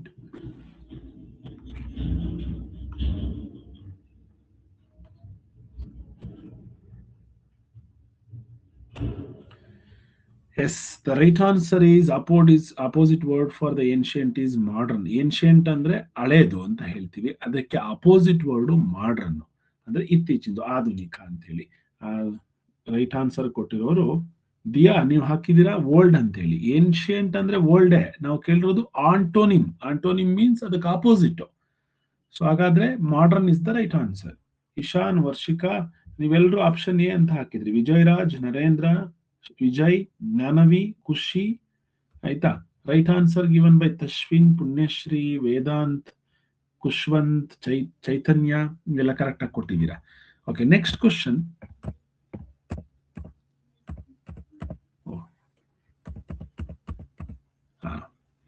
ಈಗ ನಾವು ಆಕ್ಚುಲಿ 10 ಆಂಟೋನಿಮ್ಸ್ ಮತ್ತೆ ಸಿನೋನಿಮ್ಸ್ ಅನ್ನ ಹಾಕೊಂಡಿದ್ವಿ, ಮಿಸ್ ಆಗಿದೆ, ಎಲ್ಲವನ್ನೂ ಕೂಡ ಅಲ್ಲಿ ತೋರಿಸ್ಲಿಕ್ಕೆ ಆಗ್ತಿಲ್ಲ, ಬ್ಲಾಂಕ್ ಆಗಿದೆ. It's okay. ಈಗ ನೀವು ಕನ್ನಡ ಮೀಡಿಯಂನವರು ಇರಿ, ಇಲ್ಲಿ ಇಂಗ್ಲಿಷ್ ಮೀಡಿಯಂನವ್ರು ಬೇಕಾದ್ರೆ ಸೆಲ್ಫ್ ಸ್ಟಡಿ ಕ್ವಶನ್ಸ್ 6 ಅಂತ ಇದೆ ನೋಡಿ ನಿಮ್ಮ ಟೆಕ್ಸ್ಟ್ ಬುಕ್ ನಲ್ಲಿ. ಆ 6 ಅಂತ ಇದೆಯಲ್ವಾ, ಅದನ್ನ ನೀವು ಒಂದ್ಸಲ ಓದ್ಕೊಳ್ಳಿ. ನಾನು ಸ್ವಲ್ಪ ಸ್ಪೀಡ್ ಆಗಿ ಬರ್ತೀನಿ, ಒಂದು ಕನ್ನಡ ಒಂದು ಇಂಗ್ಲಿಷು ಆ ತರ ಮಾಡೋಣ. ಅಥವಾ ಕನ್ನಡದವರಿಗೆ ಒಂದು ವರ್ಕ್ ಕೊಟ್ಟು ಆಮೇಲೆ ಇಂಗ್ಲಿಷ್ಗೆ ಮಾಡೋಣ. ಯಾರು ಕೂಡ ಲೆಫ್ಟ್ ಆಗ್ಬೇಡಿ, ಇಲ್ಲಿರಿ, ನೋಡ್ತಾ ಇರಿ ಹೇಗೆ ಸಾಲ್ವ್ ಮಾಡೋದು. ಫಸ್ಟ್ ನಾನು ನಿಮಗೆ ಏನು ಸಜೆಷನ್ ಮಾಡಿದೀವಿ, ನಾವು ಯಾವಾಗ್ಲೂ ಕೂಡ ಫಸ್ಟ್ ಕ್ವಶನ್ಸ್ ನ ಓದ್ಕೋಣ. ನಿಮಗೆ 6 to 7 minutes. ಸೊ ಒಂದೊಂದು ಪ್ಯಾಸೇಜ್ ಮಾಡ್ಲಿಕ್ಕೆ 6 ಇಂದ 8 minutes. ಕೆಲವೊಂದು 5 minutes ಅಲ್ಲೇ ಮುಗಿದು ಹೋಗ್ಬೋದು, ಕೆಲವೊಂದು ಪ್ಯಾಸೇಜಸ್ 9 minutes ವರೆಗೂ ಹೋಗ್ಬೋದು. ಬಟ್ ಆವರೇಜ್ ಆಗಿ ನಾವು 6 ಇಂದ 7 minutes ಅಲ್ಲಿ ಒಂದು ಪ್ಯಾಸೇಜ್ ನ ನೀವು ಫಿನಿಶ್ ಮಾಡಲೇಬೇಕು, ಇಲ್ಲ ಅಂದ್ರೆ ನಿಮಗೆ ಮ್ಯಾಥ್ಸ್ಗೆ ಟೈಮ್ ಸಾಕಾಗೋದಿಲ್ಲ. ಓಕೆ, ಇಲ್ಲಿ ಒಂದು ಪ್ಯಾಸೇಜ್ ಇದೆ. ಪುಸ್ತಕ ಓದಲು ನೀವು ಇಷ್ಟಪಡುವಿರಾ? ಫಸ್ಟ್ ಪ್ರಶ್ನೆಗಳನ್ನು ಓದ್ಕೊಂಬೋಣ. ನಾವು ಅದೃಷ್ಟಶಾಲಿಗಳೆಂದು ಲೇಖಕರು ಕರೆಯಲು ಕಾರಣವೇನು? ನಾವು ಅಂದ್ರೆ ನಾವು. ಲೇಖಕರು ಹೇಳುವುದೇನೆಂದ್ರೆ ಪುಸ್ತಕ ಓದಲು ನೀವು ಇಷ್ಟಪಡುವಿರಾ ಅಂತ. ಏನೋ ಪುಸ್ತಕದ ಬಗ್ಗೆ ಇದೆ ಈ ಪ್ಯಾಸೇಜು. ಪುಸ್ತಕಗಳನ್ನು ಮೊದಲ ಬಾರಿಗೆ ಮುದ್ರಿಸಿದ್ದು 14ನೇ ಶತಮಾನದ ಪುಸ್ತಕಗಳು ಏಕೆ ದುಬಾರಿಯಾಗಿದ್ದವು ಅಂದ್ರೆ ಏನೋ ಪುಸ್ತಕದ ಬಗ್ಗೆ ಈ ಪ್ಯಾಸೇಜ್ ಇದೆ ಅಂತ ಆಯ್ತು. ಪುಸ್ತಕ ಓದಲು ನೀವು ಇಷ್ಟಪಡುವಿರಾ? ಬಹುಶಃ ಇಷ್ಟಪಡಬಹುದು. ಹಾಗಿದ್ದ ಪಕ್ಷದಲ್ಲಿ 14ನೇ ಶತಮಾನದ ಬದಲು 21ನೇ ಶತಮಾನದಲ್ಲಿ ಹುಟ್ಟಿದ ನೀವೇ ಅದೃಷ್ಟಶಾಲಿಗಳು. ಅದರ ಶಾಲಿಗಳಾಗ್ಬಿಟ್ಟಿದೆ, ಅದೃಷ್ಟಶಾಲಿಗಳು. ನೀವೇನಾದರೂ 7 ಶತಮಾನಗಳ ಹಿಂದೆ ಜನಿಸಿದ್ದರೆ ಓದಲು ಕೆಲವೇ ಪುಸ್ತಕಗಳು ಸಿಗುತ್ತಿದ್ದವು. ಹಾಗಂತ ಪುಸ್ತಕಗಳ ಬೆಲೆ ತುಂಬಾ ದುಬಾರಿಯಾಗಿದ್ದವು. ಶ್ರೀಮಂತರು ಮಾತ್ರ ಕೊಳ್ಳುತ್ತಿದ್ದರು. ಇದಕ್ಕೆ ಕಾರಣ ಪುಸ್ತಕಗಳನ್ನು ಕೈಯಿಂದಲೇ ಬರೆಯಬೇಕಿತ್ತು. ಆಗ ಮುದ್ರಿಸಿದ ಪುಸ್ತಕಗಳಿರಲಿಲ್ಲ ಅಂತ ಹೇಳಿ ಈ ಪ್ಯಾಸೇಜ್ ಅಲ್ಲಿ ಕೊಟ್ಟಿದ್ದಾರೆ. ಹಾಗಾದ್ರೆ 7 ಶತಮಾನಗಳ ಹಿಂದೆ ಅಂತ ಹೇಳ್ತಾರೆ ಅವರು. ಸ್ವಲ್ಪ ಅದನ್ನ ಸರಿಯಾಗಿ ಅರ್ಥ ಮಾಡ್ಕೊಳ್ಳಿ ಪ್ಯಾಸೇಜ್ ಅನ್ನ. ಏನಾದ್ರೂ ಅವರು ಪ್ಯಾಸೇಜ್ ಕೊಟ್ಟಿದ್ದಾರೆ, ಯಾವುದೋ ಒಂದು ಇನ್ಸಿಡೆಂಟ್ ಯಾವ್ದ್ರ ಬಗ್ಗೆನ ಕೊಡ್ತಿದ್ದಾರೆ ಅಂದ್ರೆ ನಾವು ಒಂದ್ ಸ್ವಲ್ಪ ಸರಿಯಾಗಿ ಅರ್ಥ ಮಾಡ್ಕೋಬೇಕು ಅದನ್ನ. ಓಕೆ, ಇಲ್ಲೊಂದ್ ಸ್ವಲ್ಪ ಗ್ರಾಮರ್ ಮಿಸ್ಟೇಕ್ ಅಂದ್ರೆ ಸ್ಪೆಲ್ಲಿಂಗ್ ಮಿಸ್ಟೇಕ್. ಅದೃಷ್ಟಶಾಲಿಗಳು ಅಂತ ಇದೆ. ನೀವೇನಾದ್ರೂ 7 ಶತಮಾನಗಳ ಹಿಂದೆ ಜನಿಸಿದ್ದರೆ ಅಂತ ಹಾಕ್ಬೇಕಿತ್ತಿದ್ದು, ಹುಟ್ಟಿದ್ದರೆ ಅಥವಾ ಜನಿಸಿದ್ದರೆ ನಿಮಗೆ ಓದಲು ಕೆಲವೇ ಪುಸ್ತಕಗಳು ಸಿಗುತ್ತಿದ್ದವು. ಆದ್ರೆ ಈಗ ಬೇಕಾದಷ್ಟು ಪುಸ್ತಕ ಸಿಗುತ್ತೆ. ಯಾಕೆ ನೋಡೋಣ. ನಾವು ಅದೃಷ್ಟಶಾಲಿಗಳೆಂದು ಲೇಖಕರು ಕರೆಯಲು ಕಾರಣವೇನು? ಯಾಕೆ ನಮ್ಮನ್ನ ಅದೃಷ್ಟಶಾಲಿಗಳು ಅಂತ ಲೇಖಕರು ಕರೀತಾ ಇದ್ದಾರೆ? ಈಗ ಪುಸ್ತಕಗಳು ಸುಲಭವಾಗಿ ದೊರೆಯುತ್ತವೆ, ಪುಸ್ತಕಗಳು ದುಬಾರಿಯಾಗಿದೆ, ಓದಲು ಕೆಲವೇ ಪುಸ್ತಕಗಳು ಸಿಗುತ್ತವೆ. ನಮಗೆ ಪುಸ್ತಕ ಓದುವುದೆಂದರೆ ಬಲು ಇಷ್ಟ ಅಂತ ಕೇಳಿದ್ದಾರೆ. ಓದುವುದೆಂದರೆ ಬಲು ಇಷ್ಟ. ನೋಡಿ, ಈ ಪ್ಯಾಸೇಜ್ ಅಲ್ಲಿ ಕೆಲವೊಂದು ವರ್ಡ್ ಇಲ್ಲ, ಆದ್ರೆ ಅದರ ಅರ್ಥವನ್ನ ಗ್ರಹಿಸಿ ನಾವು ಹೇಳ್ಬಹುದು ನಾವು ಅದೃಷ್ಟಶಾಲಿಗಳು ಅಂತ ಯಾಕೆ ಕರೀತಾ ಇದ್ದಾರೆ ಲೇಖಕರು ಅಂದ್ರೆ. ಈ ಪ್ಯಾಸೇಜ್ ಪ್ರಕಾರ ನಾವು ಅದೃಷ್ಟಶಾಲಿಗಳು, ನಾವು ಅಂದ್ರೆ ಇವಾಗ ಬದುಕಿರೋರೆಲ್ಲರೂ ಕೂಡ ಅದೃಷ್ಟಶಾಲಿಗಳು ಯಾಕಿರ್ಬಹುದು ನೋಡೋಣ. ಪೋಲ್ ಮಾಡ್ತೀರಾ? ಯಾಕೆ ಈ ಆಪ್ಷನ್ಸ್ ಅಲ್ಲಿ ಹೇಳ್ಬಹುದು.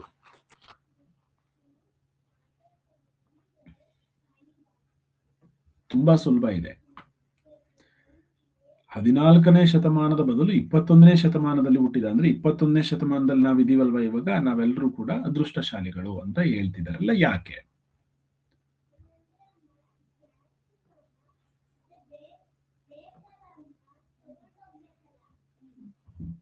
ಯಾಕೆ ಹೇಳ್ತಿದ್ದಾರೆ ಅಂದ್ರೆ ಇವಾಗ ಪುಸ್ತಕಗಳು ತುಂಬಾ ಸುಲಭವಾಗಿ ದೊರೆಯುತ್ತವೆ. ಇವಾಗ ದುಬಾರಿ ಅಲ್ಲ, ದುಬಾರಿ ಅಂದ್ರೆ ಕಾಸ್ಟ್ಲಿ ಏನಿಲ್ಲ, ಕೆಲವೇ ಪುಸ್ತಕ ಸಿಗಲ್ಲ, ತುಂಬಾ ಬುಕ್ಸ್ ಸಿಗುತ್ತೆ. ನಮಗೆ ಪುಸ್ತಕ ಓದುವುದನ್ನ ಇಷ್ಟ ಅನ್ನೋದಲ್ಲ ಇಲ್ಲಿ ಪ್ರಶ್ನೆ. ಏನು ಅಂದ್ರೆ ಮುಂಚೆ ಅಂದ್ರೆ 7 ಶತಮಾನಗಳು, 7 ಶತಮಾನ ಅಂದ್ರೆ 1 ಶತಮಾನ ಅಂದ್ರೆ 100 ವರ್ಷ, 7 ಶತಮಾನ ಅಂದ್ರೆ 700 ವರ್ಷಗಳ ಹಿಂದೆ. 700 ವರ್ಷಗಳ ಹಿಂದೆ ಪುಸ್ತಕವನ್ನ ಓದ್ಬೇಕು ಅಂದ್ರೆ ಕೈಯಲ್ಲೇ ಬರಿಬೇಕಿತ್ತು. ಆಗ ಮಷಿನ್ ಇರ್ಲಿಲ್ಲ, ಅಂದ್ರೆ ಪ್ರಿಂಟಿಂಗ್ ಮಷಿನ್ ಇರ್ಲಿಲ್ಲ. ಹಾಗಾಗಿ ಒಂದು ಪುಸ್ತಕವನ್ನಷ್ಟೇ ಬರಿಬಹುದಿತ್ತು. ಅಥವಾ ಬರದೆ ಅದನ್ನ ಇನ್ನೊಬ್ರು ಕಾಪಿ ಬೇಕು ಅಂತಂದ್ರೆ ಮತ್ತೆ ಅದನ್ನ ಬರದೇ ಬೇರೆ ಕೊಡ್ಬೇಕಿತ್ತು. ಇವಾಗಾದ್ರೆ ಒಂದ್ಸಲ ಪ್ರಿಂಟ್ ಮಾಡಿದ್ರೆ 1000, 2000, 5000, 10,000 ಬುಕ್ ಬೇಕಾದ್ರೂ ನಿಮಗೆ ಒಂದು ವಾರದಲ್ಲಿ ಪ್ರಿಂಟಿಂಗ್ ಮಾಡಿ ಕೊಡ್ತಾ ಇರ್ತಾರೆ. ಅದಕ್ಕೋಸ್ಕರ ಲೇಖಕರು ಹೇಳ್ತಿದ್ದಾರೆ ನಾವು ಅದೃಷ್ಟಶಾಲಿಗಳು ಅಂತ ಹೇಳಿ. ಸೊ 2ನೇ ಪ್ರಶ್ನೆ, ಲೇಖಕರು ಹೇಳುವುದೇನೆಂದ್ರೆ ನಮಗೆ ಪುಸ್ತಕ ಓದುವುದೆಂದ್ರೆ ಬಲು ಇಷ್ಟ, ನಮಗೆ ಪುಸ್ತಕ ಓದುವುದು ಇಷ್ಟವಿಲ್ಲ, ನಾವು ಪುಸ್ತಕ ಓದಲು ನಾವು ಇಷ್ಟಪಡಬಹುದು, ಖಂಡಿತವಾಗಿಯೂ ಪುಸ್ತಕ ಓದುವುದೆಂದ್ರೆ ನಮಗೆ ಇಷ್ಟ ಅಂತ ಇದೆ. ಇಲ್ಲಿ ಪ್ರಶ್ನೆ ಇದೆ ನೋಡಿ, ಪುಸ್ತಕ ಓದಲು ನೀವು ಇಷ್ಟಪಡುವಿರಾ? ಬಹುಶಃ ಇಷ್ಟಪಡಬಹುದು ಅಂತ ಅವರೇ ಹೇಳ್ತಿದ್ದಾರೆ.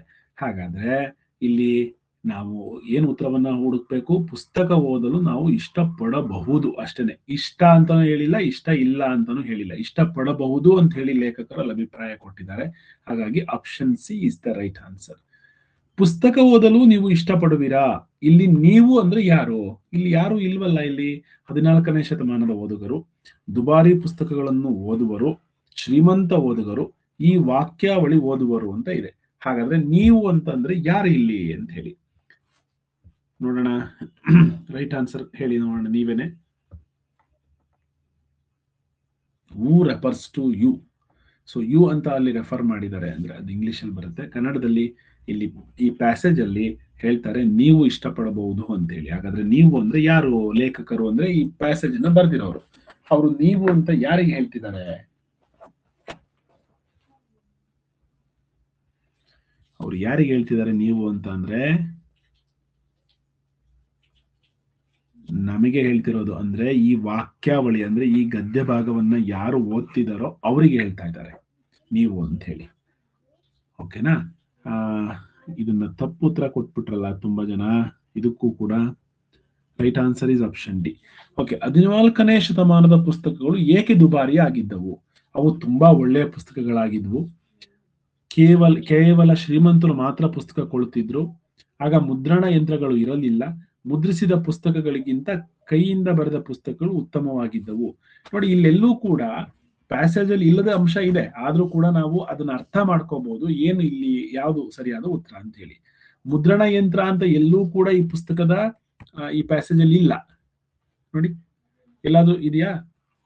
ಅವಾಗ ಹೇಳ್ತಾರೆ ಅವರು, ನಿಮಗೆ ಓದಲು ಕೆಲವೇ ಪುಸ್ತಕಗಳು ಸಿಗುತ್ತಿದ್ದವು. ಹಾಗಂತ ಪುಸ್ತಕಗಳ ಬೆಲೆ ತುಂಬಾ ದುಬಾರಿ ಆಗಿದ್ದವು. ಶ್ರೀಮಂತರು ಮಾತ್ರ ಕೊಳ್ಳುತ್ತಿದ್ದಳು. ಅದಕ್ಕೆ ಕಾರಣ ಕೈಯಿಂದಲೇ ಬರೆಯಬೇಕಿತ್ತು. ಆಗ ಮುದ್ರಿಸಿದ ಪುಸ್ತಕಗಳು ಇರಲಿಲ್ಲ. ಹಾಗಾಗಿ ನಾವು ಅರ್ಥ ಮಾಡ್ಕೋಬಹುದು, ಆಗ ಮುದ್ರಣ ಯಂತ್ರಗಳು ಇರಲಿಲ್ಲ. ಯಾಕೆ ದುಬಾರಿ ಆಗಿದ್ವು ಅಂದ್ರೆ, ಯಾಕೆ ಕಾಸ್ಟ್ಲಿ ಆಗಿದ್ವು? ಪ್ರಿಂಟಿಂಗ್ ಮಿಷಿನ್ ಇರಲಿಲ್ಲ, ಕೈಯಲ್ಲೇ ಬರಿಬೇಕಿತ್ತು, ಹಾಗಾಗಿ ದುಬಾರಿ ಆಗಿದ್ವು. ಪುಸ್ತಕಗಳನ್ನು ಮೊದಲ ಬಾರಿಗೆ ಮುದ್ರಿಸಿದ್ದು ಯಾವಾಗ ಅಂತ ಕೇಳ್ತಿದ್ದಾರೆ. ಇಲ್ಲಿ 14ನೇ ಶತಮಾನಕ್ಕೂ ಮುಂಚೆ, 14ನೇ ಶತಮಾನದಲ್ಲಿ, 14ನೇ ಶತಮಾನದ ತರುವಾಯ, 21ನೇ ಶತಮಾನದಲ್ಲಿ ಅಂತ ಇದೆ. ಇಲ್ಲಿ ಎಲ್ಲೂ ಕೂಡ ಆನ್ಸರ್ ಇದಕ್ಕೆ ಡೈರೆಕ್ಟ್ ಆಗಿಲ್ಲ, ಆದ್ರೆ ನಾವು ಇದನ್ನ ಅರ್ಥ ಮಾಡ್ಕೋಬಹುದು. ನೋಡಿ, 14ನೇ ಶತಮಾನದ ಬದಲು 21ನೇ ಶತಮಾನದಲ್ಲಿ ಜನಿಸಿದ ನೀವೇ ಅದೃಷ್ಟಶಾಲಿಗಳು ಅಂತ. 14ರಿಂದ ಡೈರೆಕ್ಟ್ ಅವರು 21ನೇ ಶತಮಾನಕ್ಕೆ ಬರ್ತಾರೆ. ಹೌದಾ? ಅಂದ್ರೆ 14ನೇ ಶತಮಾನದಲ್ಲಿ ಪ್ರಿಂಟಿಂಗ್ ಮಿಷಿನ್ ಇರಲಿಲ್ಲ, ಆದ್ರೆ 21ನೇ ಶತಮಾನದಲ್ಲಿ ಇದೆ. ಹಾಗಾದ್ರೆ ಯಾವಾಗ ಮುದ್ರಿಸಿದ್ರು? ಇವಾಗಲೇ ಫಸ್ಟ್ 21ನೇ ಶತಮಾನದಲ್ಲೇ ಫಸ್ಟ್ ಮುದ್ರಿಸಿದ್ರಾ? ಇಲ್ಲ. ಅಂದ್ರೆ ಅರ್ಥ ಯಾವಾಗ ಅಂತಂದ್ರೆ, ಮೊದಲ ಬಾರಿಗೆ ಮುದ್ರಿಸಿದ್ ಯಾವಾಗಿರ್ಬೋದು? 14ನೇ ಶತಮಾನದ ತರುವಾಯ. ಯಾಕೆಂದ್ರೆ 14ನೇ ಶತಮಾನದಲ್ಲಿ ಇರ್ಲಿಲ್ಲ, 21ನೇ ಶತಮಾನದಲ್ಲಿ ಇದೆ.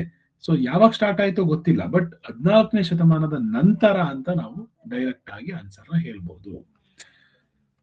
ಓಕೆ, ನೆಕ್ಸ್ಟ್, ಈ ತರ ಪ್ಯಾಸೇಜ್ ಅಲ್ಲಿ ಬಂದಾಗ ನೀವು ಏನ್ ಮಾಡ್ಬೇಕು ನೋಡಿ. ಇದೊಂದು ಸ್ವಲ್ಪ ಇವತ್ತಿನ ಪ್ಯಾಸೇಜ್ ಸ್ವಲ್ಪ ನಿಮಗೆ ಅರ್ಥ ಮಾಡ್ಕೊಳ್ಳಿಕ್ಕೆ ಕಷ್ಟ ಆಗಿರ್ಬೋದು. ಯಾಕೆ ಅಂದ್ರೆ ಸಮ್ಟೈಮ್ಸ್ ಆ ಪ್ಯಾಸೇಜ್ ಅಲ್ಲಿ ಆ ಪದಗಳಿರೋದಿಲ್ಲ.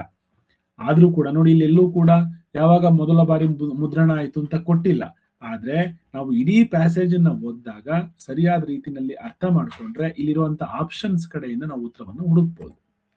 ಓಕೆ, ಇದೇ ಪ್ಯಾಸೇಜು ಇಂಗ್ಲಿಷ್ ನಲ್ಲಿದ್ರೆ,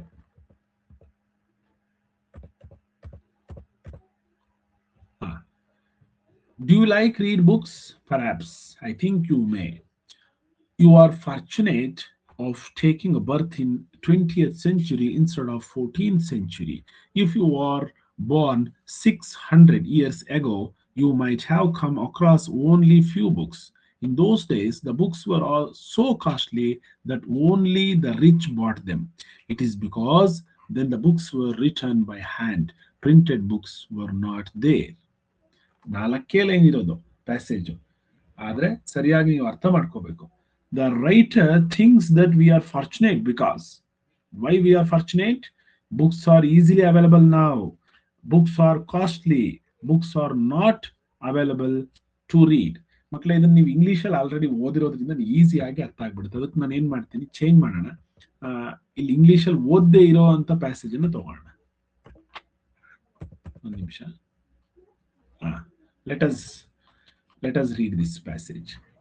ಇಂಗ್ಲಿಷ್ ಅಲ್ಲಿ ಇದೆ, ಕನ್ನಡದಲ್ಲೂ ಇದೆ. ಫಸ್ಟ್ ಇಂಗ್ಲಿಷ್ ಅಲ್ಲಿ ಹೋಗೋಣ. Did you buy anything in Europe? Asked the customs officer.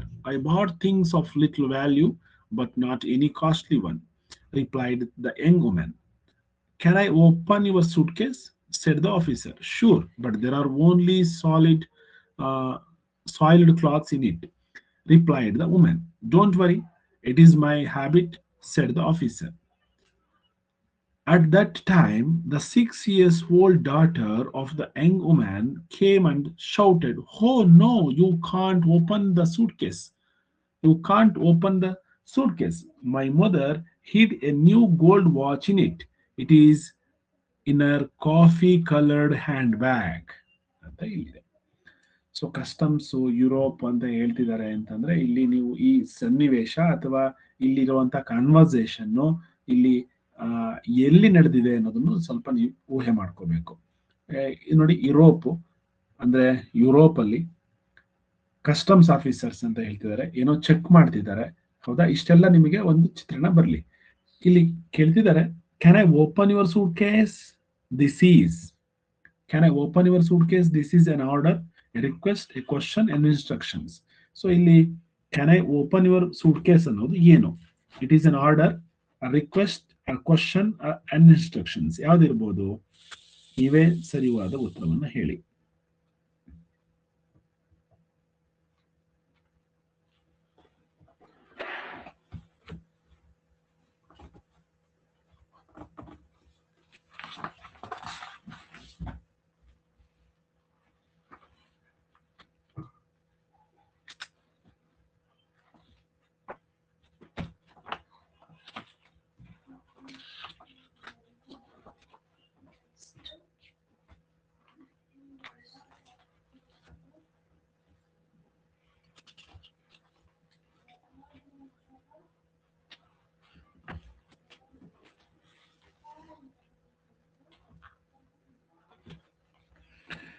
The right answer is it is a request. ಇಲ್ಲಿ ಕ್ವಶನ್ ತರ ಕಾಣಿಸ್ತಾ ಇದೆ, ಬಟ್ ಅವರು request ಮಾಡ್ಕೊಳ್ತಿದ್ದಾರೆ. Can I open your suitcase? ನಾವು ನಿಮ್ಮ ಸೂಟ್ ಕೇಸ್ ಅನ್ನ ತೆರಿಬಹುದಾ ಅಂತ ಪ್ರಶ್ನೆ ಕೇಳಿದ್ರು ಕೂಡ ಇಟ್ ಈಸ್ ಎನ್ ರಿಕ್ವೆಸ್ಟ್. ಇದೊಂದು ಆರ್ಡರ್ ಅಲ್ಲ, ಕ್ವಶನ್ ಕೂಡ ಅಲ್ಲ. ನೀವು ಎಲ್ಲಿಂದ ಬಂದ್ರಿ, ಎಲ್ಲಿಗೆ ಹೋಗ್ತಾ ಇದ್ದೀರಾ, ಈ ತರ ಪ್ರಶ್ನೆಗಳನ್ನ ಕೇಳಿದ್ರೆ ಅದು ಕ್ವಶನ್ ಆಗ್ತಿತ್ತು. ಬಟ್ ಇಲ್ಲಿ request is the right answer for this question. So ತುಂಬಾ ಜನ ರಿಕ್ವೆಸ್ಟ್ ಅಂತ ಹಾಕಿದ್ರಿ, ತುಂಬಾ ಜನ ಕ್ವಶನ್ಸ್ ಅಂತಾನು ಕೂಡ ಹಾಕಿದ್ದಾರೆ. Question is wrong. ಇಲ್ಲಿ ಈ ಸನ್ನಿವೇಶವನ್ನ, ಅದಕ್ಕೆ ನಾವು ಇಲ್ಲಿರುವಂತ ಇನ್ಸಿಡೆಂಟ್ ಅಥವಾ ಇಲ್ಲಿರೋ ಕಾನ್ವರ್ಸೇಷನ್ ಸರಿಯಾಗಿ ಅರ್ಥ ಮಾಡ್ಕೋಬೇಕು. ನೋಡಿ, ಇದು question. Did you buy anything in Europe? ಇಲ್ಲಿ ಕಂಪ್ಲೀಟ್ ಆಸ್ಕ್ಡ್. ನೋಡಿ, ಕ್ವಶನ್ ಕೇಳ್ತಾ ಇದ್ದಾರೆ. ಆದ್ರೆ ನೋಡಿ, can I open your suitcase said the officer. ಇಲ್ಲಿ ಆಸ್ಕ್ಡ್ ದ ಆಫೀಸರ್ ಅಂತ ಹೇಳಿಲ್ಲ, ಇಲ್ಲಿ ಸೆಡ್ ದ ಆಫೀಸರ್ ಅಂದ್ರೆ ಹೇಳ್ತಿದ್ದಾರೆ. ಇಲ್ಲಿ ಯಾಕಾಗಾದ್ರೆ ಇಲ್ಲಿ ಆಸ್ಕ್ ಅಂತ ಯೂಸ್ ಮಾಡಿಲ್ಲ? ಹಾಗಾದ್ರೆ this is not a question, it is an request. It is a request. Request ಮಾಡ್ತಿದ್ದಾರೆ. ಆಯ್ತಾ? Next question, the young women refuse to open the suitcase because. So ಆ ಯಂಗ್ ವುಮೆನ್ ಆ suitcase ಅನ್ನ open ಮಾಡ್ಲಿಕ್ಕೆ refuse ಮಾಡಿದ್ರು. ಯಾಕೆ? There are soiled clothes. ನೋಡಿ, ಇಲ್ಲೂ ಕೂಡ ಅಷ್ಟೇನೆ, ನೀವು ಸರಿಯಾಗಿ ಅರ್ಥ ಮಾಡ್ಕೋಬೇಕು. There are soiled clothes. She hid a gold watch in it. She was rather ashamed to show some small things. She had no costly things to show. ಸರಿಯಾಗಿ ಅರ್ಥ ಮಾಡಿಕೊಂಡು ಇದಕ್ಕೆ ನೀವು ಇನ್ನೊಂದ್ಸಲ ಬೇಕಾದ್ರೆ ಆ ಪ್ಯಾಸೇಜ್ ಅನ್ನ ಓದಿ ಸರಿಯಾದ ಉತ್ತರವನ್ನು ನನಗೆ ಕೊಡಿ. ಆಯ್ತಾ? ನೋಡಿ, ಅಲ್ಲಿ ಪ್ಯಾಸೇಜ್ ನೀವೊಂದ್ಸಲ ಗಮನಿಸಿ.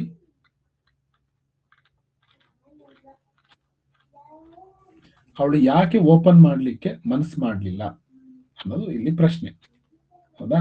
ಯಾಕೆ ಓಪನ್ ಮಾಡ್ಲಿಕ್ಕೆ ಮನಸ್ಸು ಮಾಡ್ಲಿಲ್ಲ ಅಂದ್ರೆ ಯಾಕೆ ಓಪನ್ ಮಾಡಕ್ ಅವಳಿಗೆ ಮನಸ್ಸಿಲ್ಲ?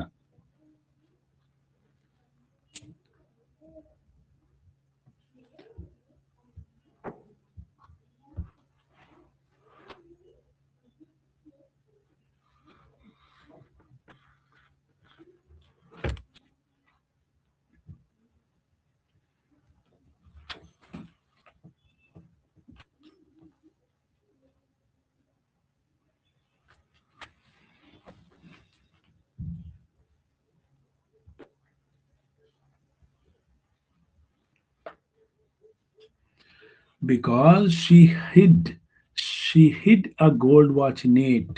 ನೋಡಿ, ಇಲ್ಲಿ ಕಸ್ಟಮ್ಸ್ ಅಂದ್ರೆ ಏನು ನಿಮಗೆ ಎಷ್ಟೋ ಜನಕ್ಕೆ ಇಲ್ಲ ಅರ್ಥ ಆಗ್ತಿಲ್ಲ.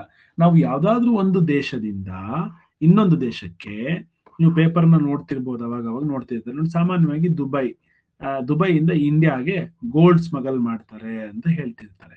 ಅಂದ್ರೆ ನಾವು ಈ ದೇಶದಿಂದ ದುಬೈಯಿಂದ ನಮ್ಮ ಭಾರತಕ್ಕೆ ಗೋಲ್ಡ್ ಅನ್ನ ತಗೊಂಬಂದಾಗ ಅಲ್ಲಿ ಸ್ವಲ್ಪ ಕಡಿಮೆ ರೇಟ್ ಗೋಲ್ಡ್. ತಗೊಂಡ್ಬರ್ಬೇಕಾದ್ರೆ ನಾವು ಕಸ್ಟಮ್ಸ್ ಅನ್ನ ಕಟ್ಟಬೇಕು, ಅಂದ್ರೆ ಟ್ಯಾಕ್ಸ್ ಅನ್ನ ನಾವು ಇಂಡಿಯಾಗೆ ಕಟ್ಟಬೇಕಾಗುತ್ತೆ. ನೀವೇನಾದ್ರೂ ಬಚ್ಚಿಡ್ಕೊಂಡು ಅದನ್ನ ತಗೊಂಡ್ಬಂದ್ರೆ ಅದು ಇಲ್ಲಿಗಲ್ ಆಗುತ್ತೆ. ಅದಕ್ಕೋಸ್ಕರ ಇಲ್ಲಿ ಅದನ್ನ ಆಫೀಸರ್ಸ್ ನಾವು ಕಸ್ಟಮ್ಸ್ ಅಂತ ಕರಿತೀವಿ, ಕಸ್ಟಮ್ಸ್ ಆಫೀಸರ್ಸ್ ಅಂತ ಹೇಳ್ತೀವಿ, ಅಥವಾ ಕನ್ನಡದಲ್ಲಿ ಏನ್ ಹೇಳ್ತೀವಿ ಅವರಿಗೆ, ಸುಂಕದ ಅಧಿಕಾರಿ ಅಂತ ಹೇಳ್ತೀವಿ. ಸುಂಕ ಅಂದ್ರೆ ಟ್ಯಾಕ್ಸ್ ಅನ್ನ ತಗೊಳ್ಳುವಂತವ್ರು. ಸೊ ಬೇರೆ ದೇಶದಲ್ಲಿ ಯಾವುದೋ ಒಂದು ವಸ್ತು ಕಡಿಮೆ ಇರುತ್ತೆ, ನಮ್ಮ ದೇಶಕ್ಕೆ ಅದನ್ನ ತಗೋಬರ್ಬೇಕಾದ್ರೆ ನಾವು ಟ್ಯಾಕ್ಸ್ ಅನ್ನ ಕಟ್ಟಬೇಕಾಗತ್ತೆ. ಆ ಟ್ಯಾಕ್ಸ್ ಅನ್ನ ಸೇವ್ ಮಾಡ್ಲಿಕ್ಕೆ ಕೆಲವರು ಮುಚ್ಚಿಡ್ಕೊಂಡು ತಗೋಬರ್ತಾರೆ. ಸೊ ಅಲ್ಲಿ ಈ ಕಸ್ಟಮ್ಸ್ ಆಫೀಸರು ಆ ಒಂದು ವುಮೆನ್ಗೆ ಕೇಳ್ತಿದ್ದಾರೆ, ನೀವೇನಾದ್ರೂ ಯುರೋಪ್ ಇಂದ ತಂದ್ರ ಕಾಸ್ಟ್ಲಿ ಇರುವಂತ ವಸ್ತು ಅಂತ ಹೇಳಿ. ಅದಕ್ಕೆ ಅವಳು, ಇಲ್ಲ ನಾವು ಆ ಸೂಟ್ ಕೇಸ್ ನ ಓಪನ್ ಮಾಡೋದಿಲ್ಲ, ನೋಡಿ set the office shoot, but ನಾನು ಓಪನ್ ಮಾಡ್ತೀನಿ, ಬಟ್ ಆದ್ರೆ ಅದರಲ್ಲಿ ತುಂಬಾ ಗಲೀಜಾಗಿರೋ ಬಟ್ಟೆ ಇದೆ ಅಂತ ಹೇಳ್ತಾಳೆ. ಅಲ್ಲಿ ಕ್ವಶನ್ ಕೇಳಿದರೆ ಯಾಕೆ ಅವಳು ರೆಫ್ಯೂಸ್ ಟು ಓಪನ್. ಸೊ ನಿಜವಾಗ್ಲೂ ಕೂಡ ಬಟ್ಟೆ ಗಲೀಜಾಗಿದ್ದಿದ್ರು ಕೂಡ ಅವಳು ಯಾಕೆ ಓಪನ್ ಮಾಡ್ತಿಲ್ಲ, ಇದು ಅದರ ಅರ್ಥ. ಅಂದ್ರೆ she hid a gold watch in it, ಅದರಲ್ಲಿ ಬಚ್ಚಿಟ್ಟಿದ್ದಾಳೆ ಚಿನ್ನದ ವಾಚನ್ನ, ಅದಕ್ಕೋಸ್ಕರ ಓಪನ್ ಮಾಡ್ತಿಲ್ಲ. Okay, next question. The customs officer wanted to see the suitcase to be opened by the young woman. He wanted to see whether she bought any soiled clothes, gold watch, costly things from Europe, small things. So ಅವನು ಯಾಕೆ open ಮಾಡಬೇಕು ಅಂತ ಹೇಳ್ತಾನೆ, ಅವನು ಏನ್ ನೋಡ್ಬೇಕಾಗಿತ್ತು ಅದರಲ್ಲಿ ಅಂತ ಪ್ರಶ್ನೆ. ಆಯ್ತಾ, ನೋಡೋಣ. ಈಗ ಸರಿಯಾದ ಉತ್ತರವನ್ನ ನೀವು ಹೇಳ್ಬೇಕು.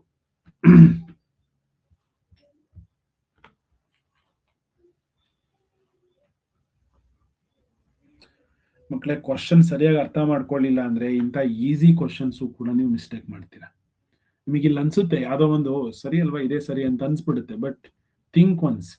ಸೊ ಸರಿಯಾಗಿ ಯೋಚನೆ ಮಾಡಿ ಆನ್ಸರ್ ಮಾಡಿ.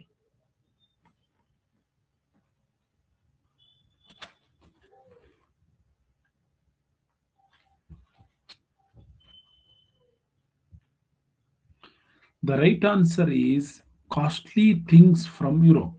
ಬಿಕಾಸ್ ನೋಡಿ, ಅವ್ರು ಕೇಳ್ತಿದ್ದಾರೆ did you buy anything in Europe.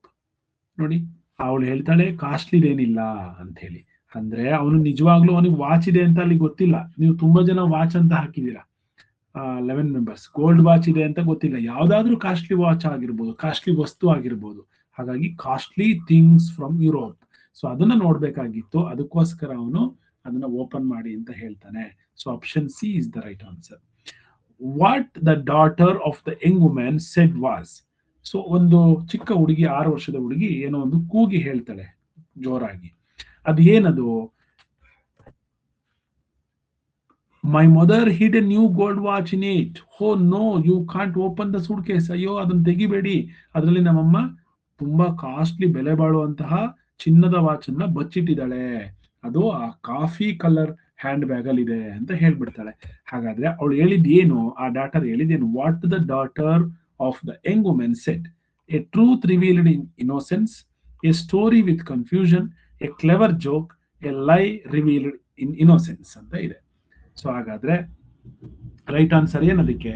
So 14th question ಗೆ ರೈಟ್ ಆನ್ಸರ್ ಏನು ಅಂತ ನೀವೇ ಟಿಕ್ ಮಾಡ್ತೀರಾ. What the daughter of the young women said was.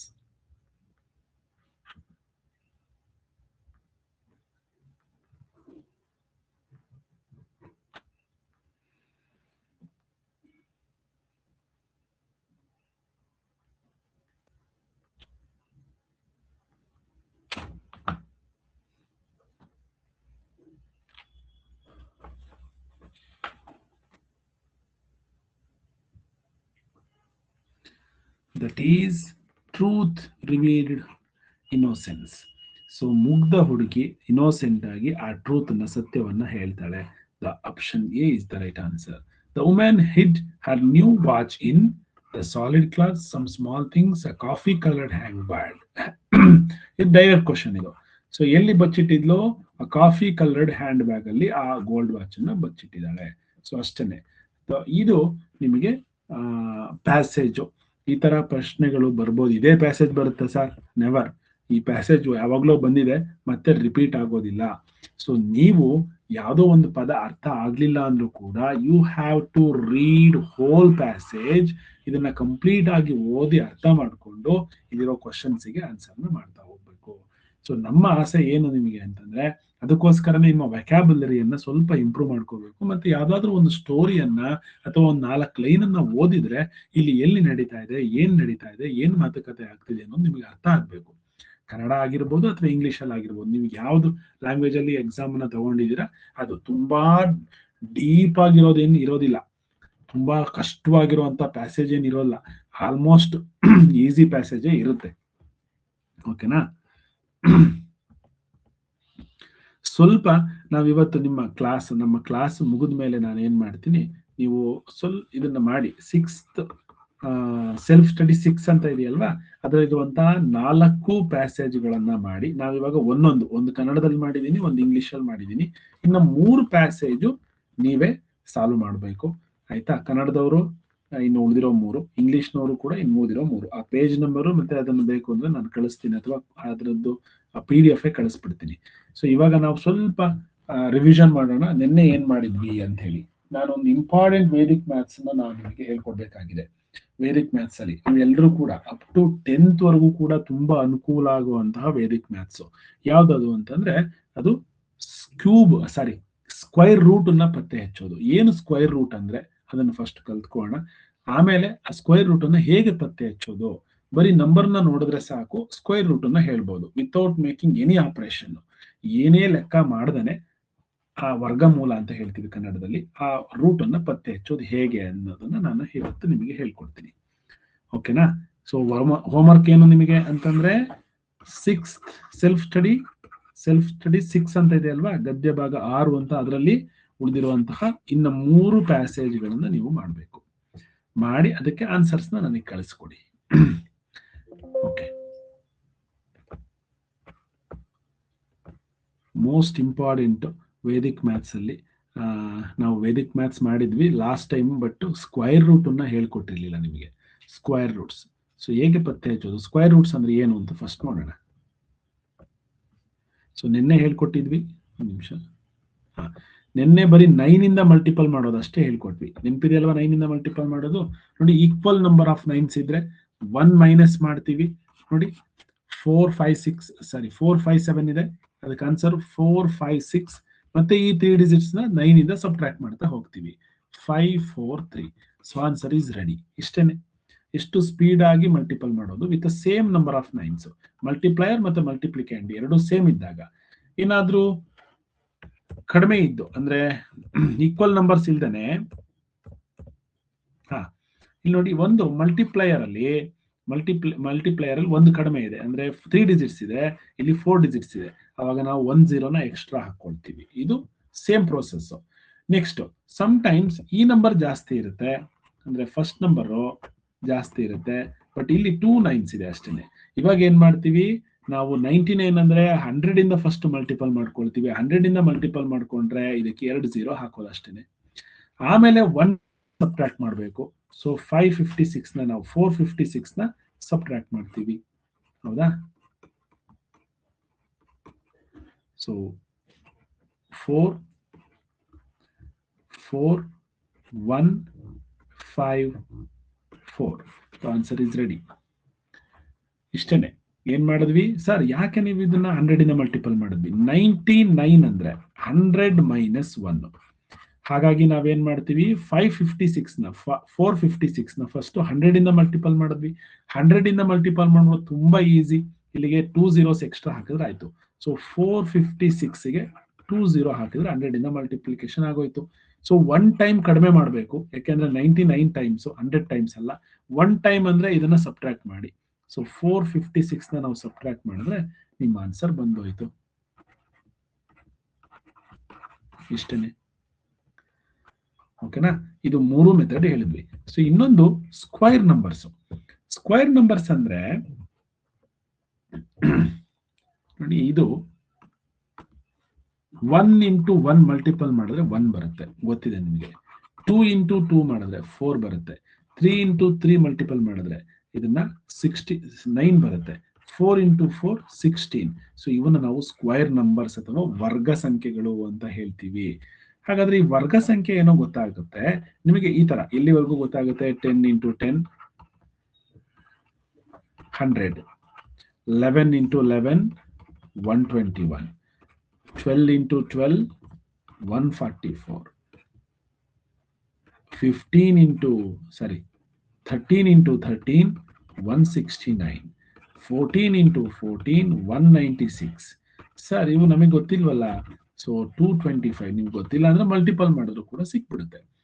ಒಂದು ಗಮನಿಸೋಣ ಮಕ್ಕಳೇ, ಇದರಲ್ಲಿ ನಾವು ಸರಿಯಾಗಿ ಗಮನಿಸಬೇಕು. ಯಾವುದೇ ಸ್ಕ್ವೇರ್ ನಂಬರ್ಸು ರಿಪೀಟ್ ಆಗ್ತಾ ಇದೆ ಮೀನ್ಸ್ 1 ಇಂದ ಏನಾದ್ರೂ ಆ ನಂಬರ್ ಇದೆ ಎಂಡ್ ಅಂದ್ರೆ ಅದಕ್ಕೆ ಆನ್ಸರ್ ಲಾಸ್ಟ್ ಡಿಜಿಟ್ 1 ಬರುತ್ತೆ. ಸೊ 1 ಮತ್ತೆ 9 ಇದ್ರೆ ಸ್ಕ್ವೇರ್ ನಂಬರ್ಸ್ ಸ್ಕ್ವೇರ್ ರೂಟ್ ಏನಾಗಿರುತ್ತೆ 1 ಮತ್ತೆ 9 ಇರುತ್ತೆ. ಹೌದಾ? 1 ಇದ್ರೆ 1 ಇರ್ಬೋದು ಅಥವಾ 9 ಇರ್ಬೋದು. ಮೀನ್ಸ್ ಇಲ್ಲಿ 81 ಇದೆ ಅಂತಂದ್ರೆ ಇಟ್ ಶುಡ್ ಬಿ ಇದರ ಸ್ಕ್ವೇರ್ ರೂಟ್, ಇದರ ಮೂಲ. ಈ 81 ಯಾವ್ದ್ರಿಂದ ಶುರುವಾಗಿದೆ? ಒಂದು 1 ಇಂದ ಶುರುವಾಗಿರುತ್ತೆ ಅಥವಾ 9 ಇಂದ ಶುರುವಾಗಿರುತ್ತೆ ಅಂತ ಅರ್ಥ. ಹಾಗಾಗಿ ನಾವು ಈಗ 2 ಮತ್ತೆ 8 ನೋಡಿ. ಸೊ 2ದು ಸ್ಕ್ವೇರ್ ನಂಬರ್ 2 ಇಂದ ಎಂಡ್ ಆಗಿದೆ ಅಂದ್ರೆ ಅದರ ಮಲ್ಟಿಪಲ್ ಮಾಡಿದಾಗ 2 ಇಂಟು 2 ಮಾಡಿದಾಗ ಒಂದು 4 ಬರುತ್ತೆ. ಸೊ 8 ಇಂಟು 8 ಮಾಡಿದಾಗ 4 ಬರುತ್ತೆ, 64 ಬರ್ತಾ ಇದೆ. ಹಾಗಾದ್ರೆ ಸ್ಕ್ವೇರ್ ರೂಟ್ ಅಲ್ಲಿ ಸ್ಕ್ವೇರ್ ನಂಬರ್ ಅಲ್ಲಿ 4 ಇದೆ ಅಂದ್ರೆ ಅದರ ರೂಟ್ 2 ಆಗಿರ್ಬೋದು ಅಥವಾ 8 ಆಗಿರ್ಬೋದು. ನೆಕ್ಸ್ಟ್ 3 ಮತ್ತೆ 7ಗೆ 9 ಬರುತ್ತೆ. ನೆಕ್ಸ್ಟ್ 4 ಮತ್ತೆ 6ಗೆ 6 ಬರುತ್ತೆ. 5ಗೆ 25 ಬರುತ್ತೆ. ಓಕೆನಾ? ಇದೊಂದು ಬೇಸಿಕ್ ಮೆಥಡ್. ನಿಮಗೆ ಅರ್ಥ ಆಗಲ್ಲ, ಇವಾಗ ನೆಕ್ಸ್ಟ್ ನಾನು ಹೇಳ್ಕೊಟ್ಟಾಗ ಅರ್ಥ ಆಗುತ್ತೆ.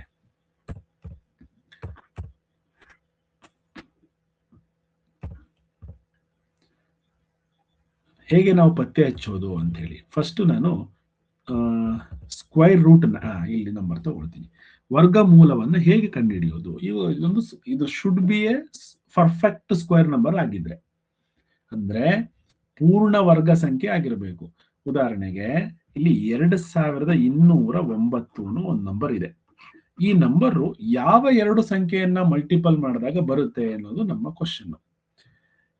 ನಿಮಗೆ ಡಿವಿಷನ್ ಮೆಥಡ್ ಅಂತ 8th ಅಥವಾ 9th ಅಲ್ಲಿ ಹೇಳ್ತಾರೆ. ಬಟ್ ವೇದಿಕ್ ಮ್ಯಾಥ್ಸ್ ಅಲ್ಲಿ ಏನ್ ಮಾಡ್ತೀವಿ ನಾವು ಅಂತಂದ್ರೆ, ನೋಡಿ ಲಾಸ್ಟ್ ಡಿಜಿಟ್ 9 ಇದೆ.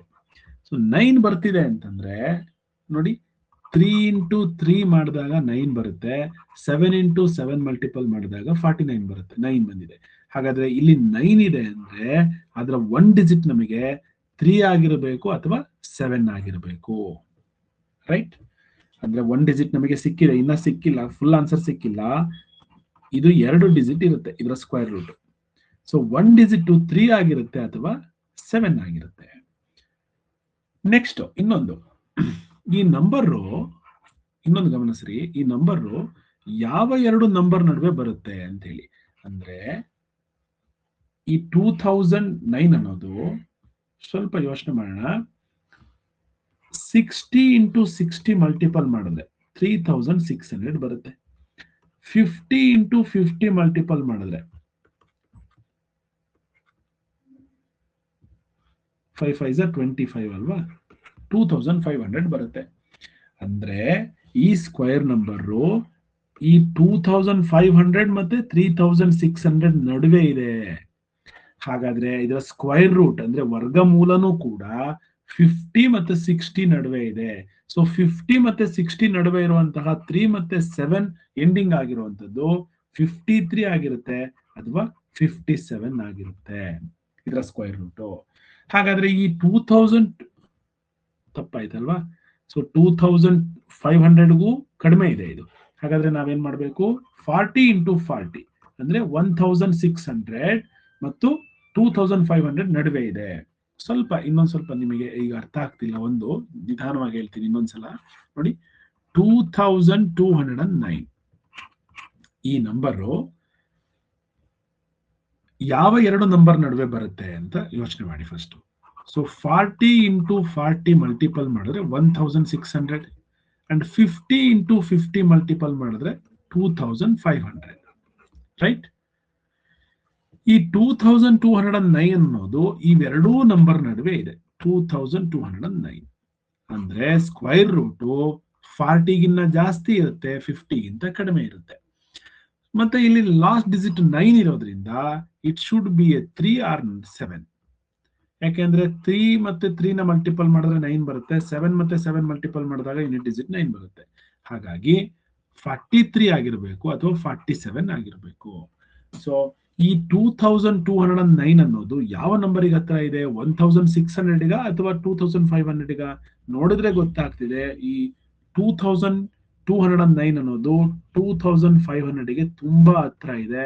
ಹಾಗಾದ್ರೆ 47 should be the square root of this number.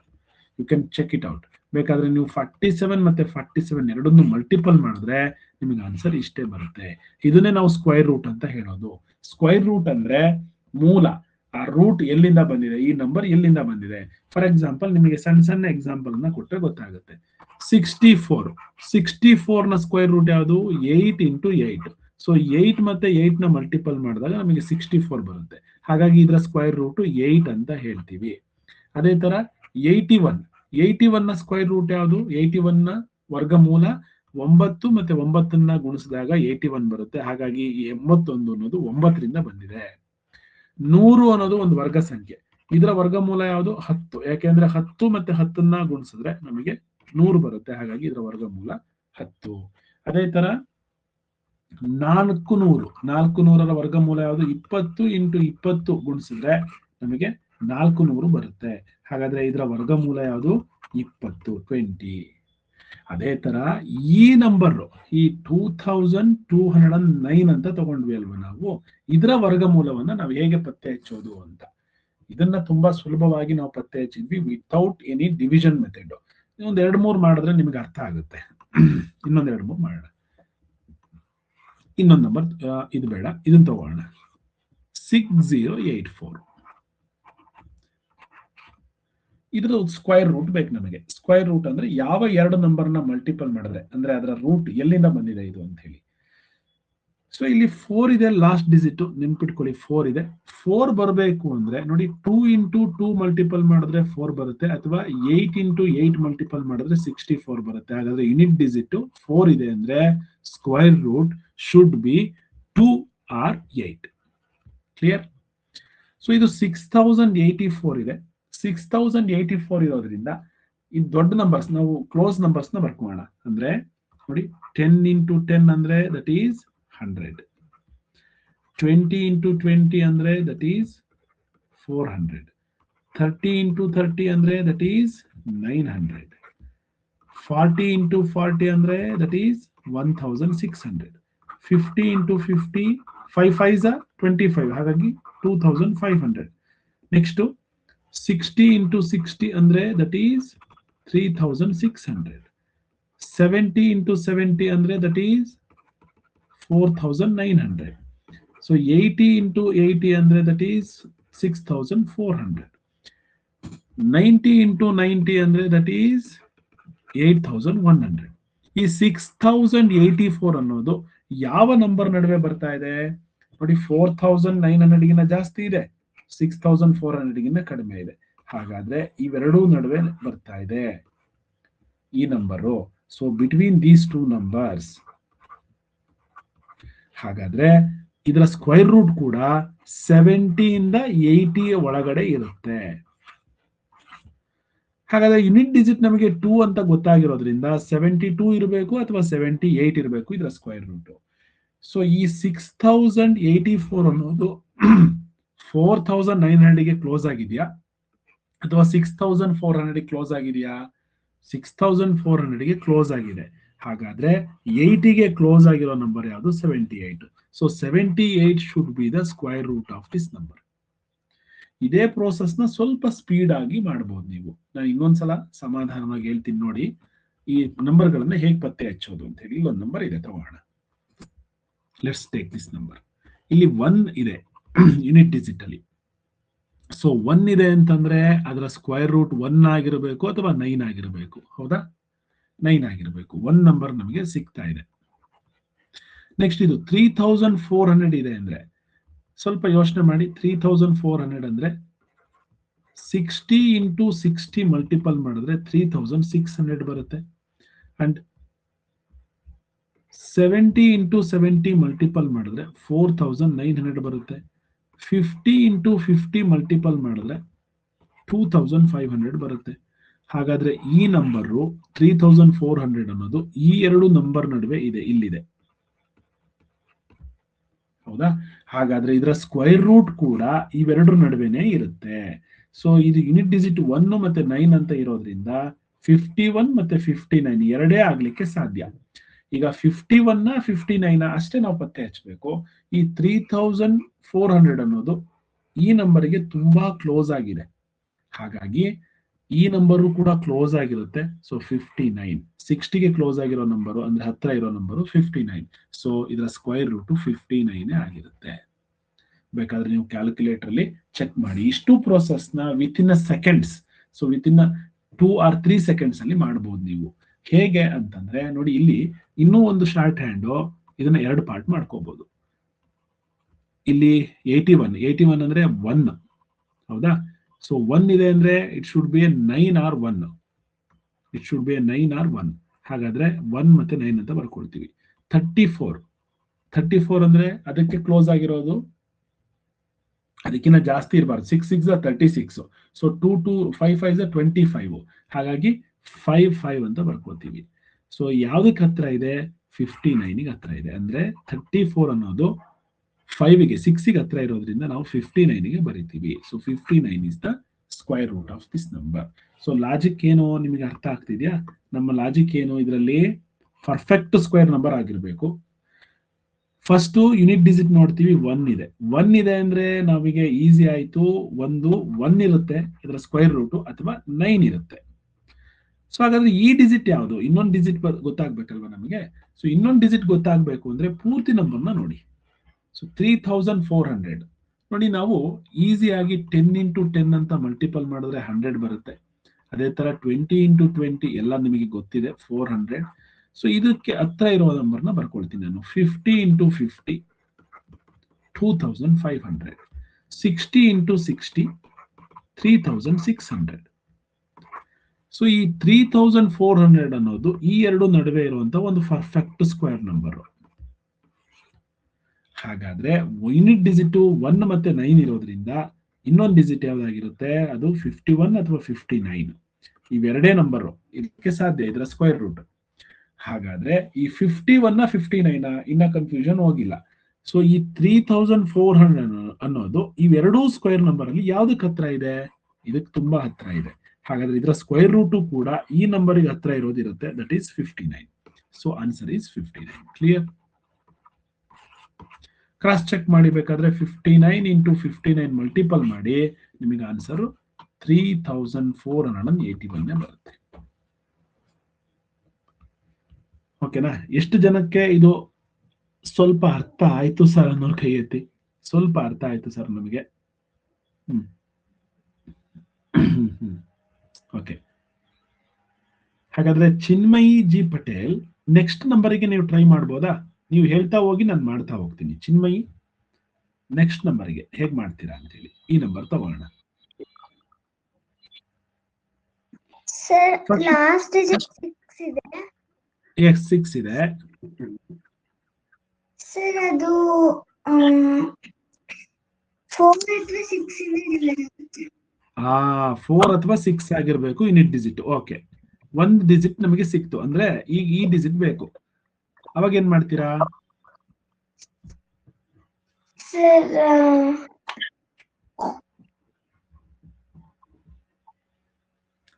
Hole ನಂಬರ್ನ ನೋಡ್ತೀರಾ, ಆಯ್ತಾ? ಇವಾಗ ಏನ್ ಮಾಡ್ಬೇಕು? 80 into 80 6400.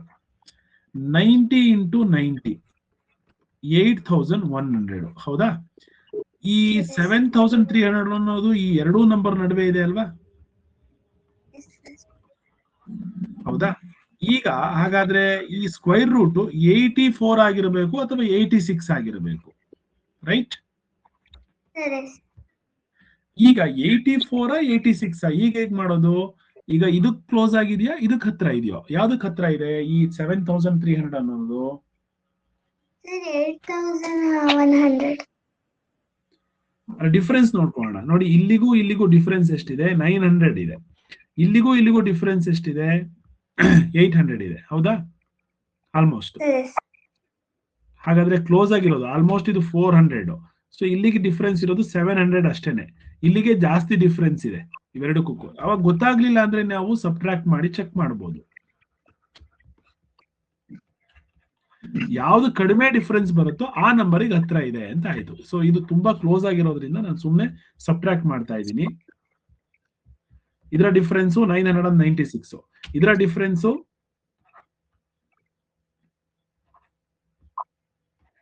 904. ಹಾಗಾದ್ರೆ ಯಾವ್ದಕ್ಕೆ ಹತ್ರ ಇದೆ? ಇದಕ್ಕೆ ಹತ್ರ ಇದೆ. 8100 ಹತ್ರ ಇದೆ, ಅಂದ್ರೆ 90 ಹತ್ರ ಇದೆ. ಹಾಗಾದ್ರೆ ಇದು 86 ಇದರ ಸ್ಕ್ವೇರ್ ರೂಟ್ ಆಗಿರುತ್ತೆ. ಅರ್ಥ ಆಯ್ತಾ? ನಾವೇನಾದ್ರು ತಪ್ಪು ಮಾಡಿದ್ವಾ? ಒಂದ್ ನಿಮಿಷ. ಇಲ್ಲಿ 2 ಇದೆ, 2 ಅಲ್ಲಿ 12 ಅಲ್ಲಿ 4 ಹೋದ್ರೆ 8. ಓಕೆ, 896. ಸೊ ಇದಕ್ಕೆ ಹತ್ರ ಇರೋದು ಒಂದ್ ನಿಮಿಷ 7396. ಸೊ 8 8 64, 6400, 6 9 13 ಅಲ್ಲಿ 4 ಸಬ್ಟ್ರಾಕ್ಟ್ ಮಾಡಿದ್ರೆ 9. ಸರಿ ಇದೆ, 969. ಇದು ಸರಿ ಇದೆ. ಹಾಗಾದ್ರೆ ನಮ್ಮ answer 86 is the right answer. So ಈ ತರ ನಾವು ಕಾಂಪಿಟೇಟಿವ್ ಎಕ್ಸಾಮ್ಸ್ ಅಲ್ಲಿ ಆಪ್ಷನ್ಸ್ ನ ಕೊಡೋದ್ರಿಂದ ನೀವು ಈಸಿಯಾಗಿ ಸ್ಕ್ವೇರ್ ರೂಟ್ ಅನ್ನ ಪತ್ತೆ ಹಚ್ಚಬಹುದು. ಹಾಗಾದ್ರೆ ಇಷ್ಟು ಜನಕ್ಕೆ ಅರ್ಥ ಆಗಿದೆ. ವರ್ಷಿಕಾ, ಈ ನಂಬರ್ಗೆ ಹೇಗೆ ಟ್ರೈ ಮಾಡ್ತೀರಾ ಅಂತ ಹೇಳ್ತೀರಾ? ವರ್ಷಿಕಾ ಹ್ಯಾಂಡ್ ರೈಸ್ ಮಾಡಿ. ಈ ನಂಬರ್ದು ಸ್ಕ್ವೇರ್ ರೂಟ್ ಹೇಗೆ ಪತ್ತೆ ಹಚ್ತೀರಾ?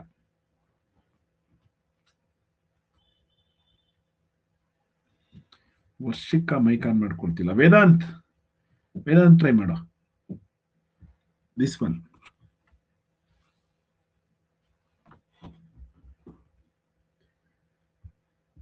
ವೇದಾಂತ್ ಆನ್ ಆಗ್ತಿಲ್ಲ ಮೈಕು. ಹ್ಯಾಂಡ್ ರೈಸ್ ಮಾಡಿ ವೇದಾಂತ್. ಹಾ, ಇವಾಗ ಆನ್ ಮಾಡ್ಕೊಳ್ಳಿ.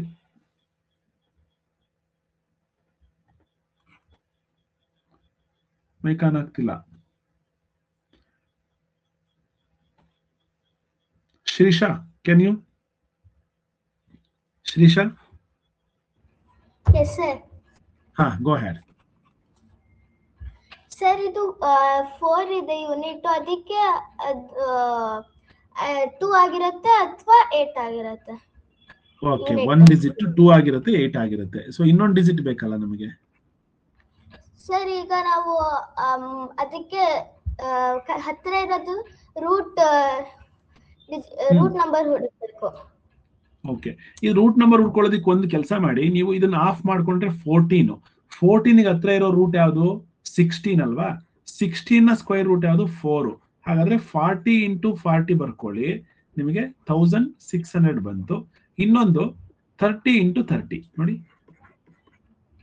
ಯಾಕೆಂದ್ರೆ 1600 ಅನ್ನೋದು ಇದಕ್ಕಿಂತ ಜಾಸ್ತಿ ಇದೆ. ಇನ್ನೊಂದು ನಂಬರ್ ಅದಕ್ಕಿಂತ ಕಡಿಮೆ ಬರ್ಕೊಳ್ಳಿ. ಸೊ ಒಂದು 900, ಇನ್ನೊಂದು 40 ಇಂಟು 40, ದಟ್ ಈಸ್ 1600. ಕ್ಲಿಯರ್? ಇವೆರಡರ ನಡುವೆ ಇದಿದೆ. ಹಾಗಾದ್ರೆ ಸ್ಕ್ವೇರ್ ರೂಟ್ ಏನಾಗಿರ್ಬೇಕು? ಯಾವೆರಡು ನಂಬರ್ ಆಗಿರ್ಬೋದು ಇವಾಗ ನಾವು? ಸರ್, 32 ಅಥವಾ 38. ವೆರಿ ಗುಡ್, 32 ಅಥವಾ 38. ಈಗ ಈಸಿಯಾಗಿ ಹೇಳ್ಬೋದು, ಈ 1600 ಮತ್ತೆ 900 ಈ ನಂಬರ್ ಯಾವ್ದಕ್ಕೆ ಹತ್ರ ಇದೆ? ಸರ್, 1600. 1600. ಹಾಗಾದ್ರೆ ಸ್ಕ್ವೇರ್ ರೂಟ್ ಯಾವುದು? 38. Very good, 38. ಇಷ್ಟೇನೆ, 38 is the square root of this number. Very good Shreesha, ಅರ್ಥ ಆಯ್ತು ನಿನಗೆ. ಸಿರಿ, ನೀವೊಂದು ಟ್ರೈ ಮಾಡಿ, ಇದನ್ನು ಹೇಳಿ ನೋಡೋಣ. 4489. ಸಿರಿ.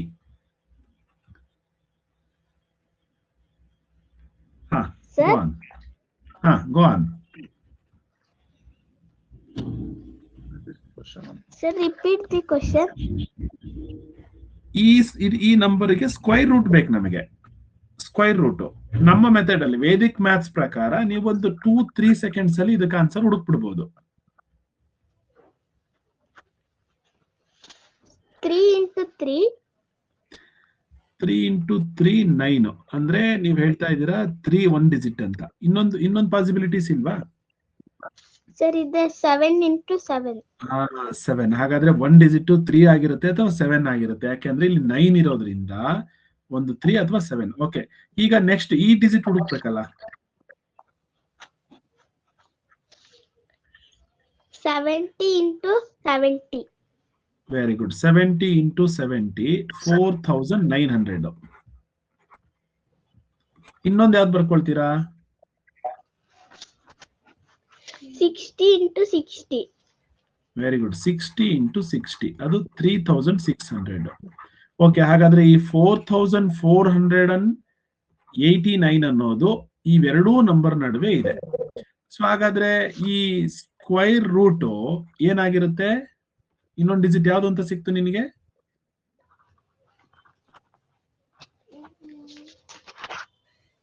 63 ಅಥವಾ 67 ಅಂತ ಗೊತ್ತಾಯ್ತು. 33 ಅಲ್ಲ, 63. ಯಾಕೆಂದ್ರೆ 60ಗಿನ್ನ ಜಾಸ್ತಿ ಇರಬೇಕು, 70ಗಿನ್ನ ಕಡಿಮೆ ಇರಬೇಕು ಅಂದ್ರೆ 63 ಅಥವಾ 67, ಹೌದಲ್ವಾ? Yes, sir. ಈಗ 63ನೋ 67ನೋ ಹೇಗೆ ಹೇಳ್ತೀರಾ? ಯಾವ್ದು ಅಂತ ಹೇಳ್ತೀರಾ?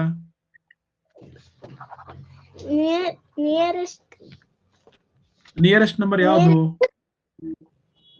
67. 67. ಯಾಕೆಂದ್ರೆ 4400ಗೆ 4900 ತುಂಬಾ ಕ್ಲೋಸ್ ಆಗಿದೆ.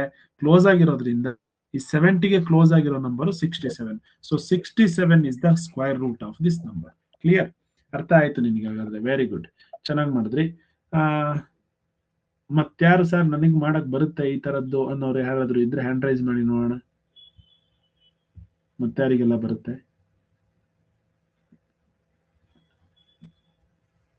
ದಿಯಾ ಟ್ರೈ ಮಾಡ್ತೀರಾ? ಬೆನಕ, ಗೋ ಹ್ಯಾಡ್ ಬೆನಕ.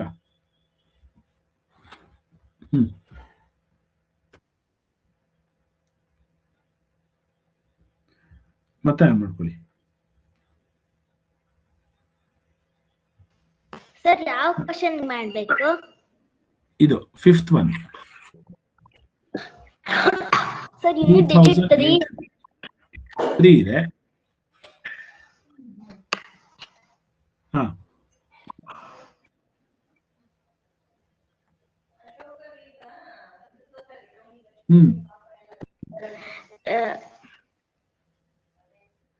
ಸರ್ ಇದೊಂದು ಪರ್ಫೆಕ್ಟ್ ಸ್ಕ್ವೇರ್ ನಂಬರ್ ಆಗ್ಲಿಕ್ಕೆ ಸಾಧ್ಯನೇ ಇಲ್ಲ.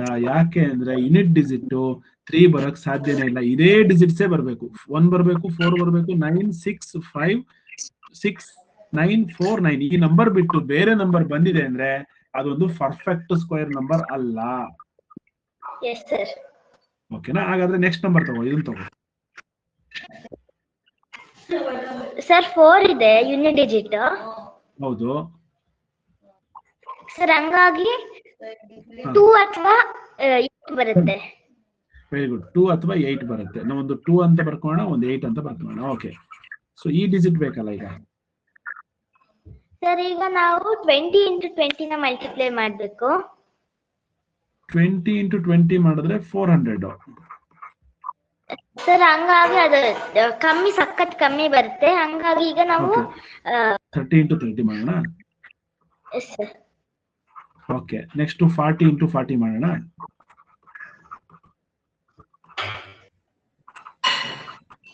ಸೊ ಅದಕ್ಕೊಂದು ಶಾರ್ಟ್ ಮೆಥಡ್ ಏನು ಗೊತ್ತಾ? ನೋಡಿ, ಇಲ್ಲಿ 23 ಇದೆ ಅಲ್ವಾ? 23ಗೆ ಹತ್ರ ಇರುವಂತ ಸ್ಕ್ವೇರ್ ನಂಬರ್ ಯಾವುದು? 25. 25 ಸ್ಕ್ವೇರ್ ರೂಟ್ ಯಾವುದು? 5. ಹಾಗಾದ್ರೆ 50 into 50 ಮಾಡಿ 2500 ಬಂತ. ಸೊ ಇನ್ನೊಂದು ಅದಕ್ಕಿಂತ ಕಡಿಮೆ ಬರ್ಕೊಳ್ಳಿ, ಒಂದು 2500.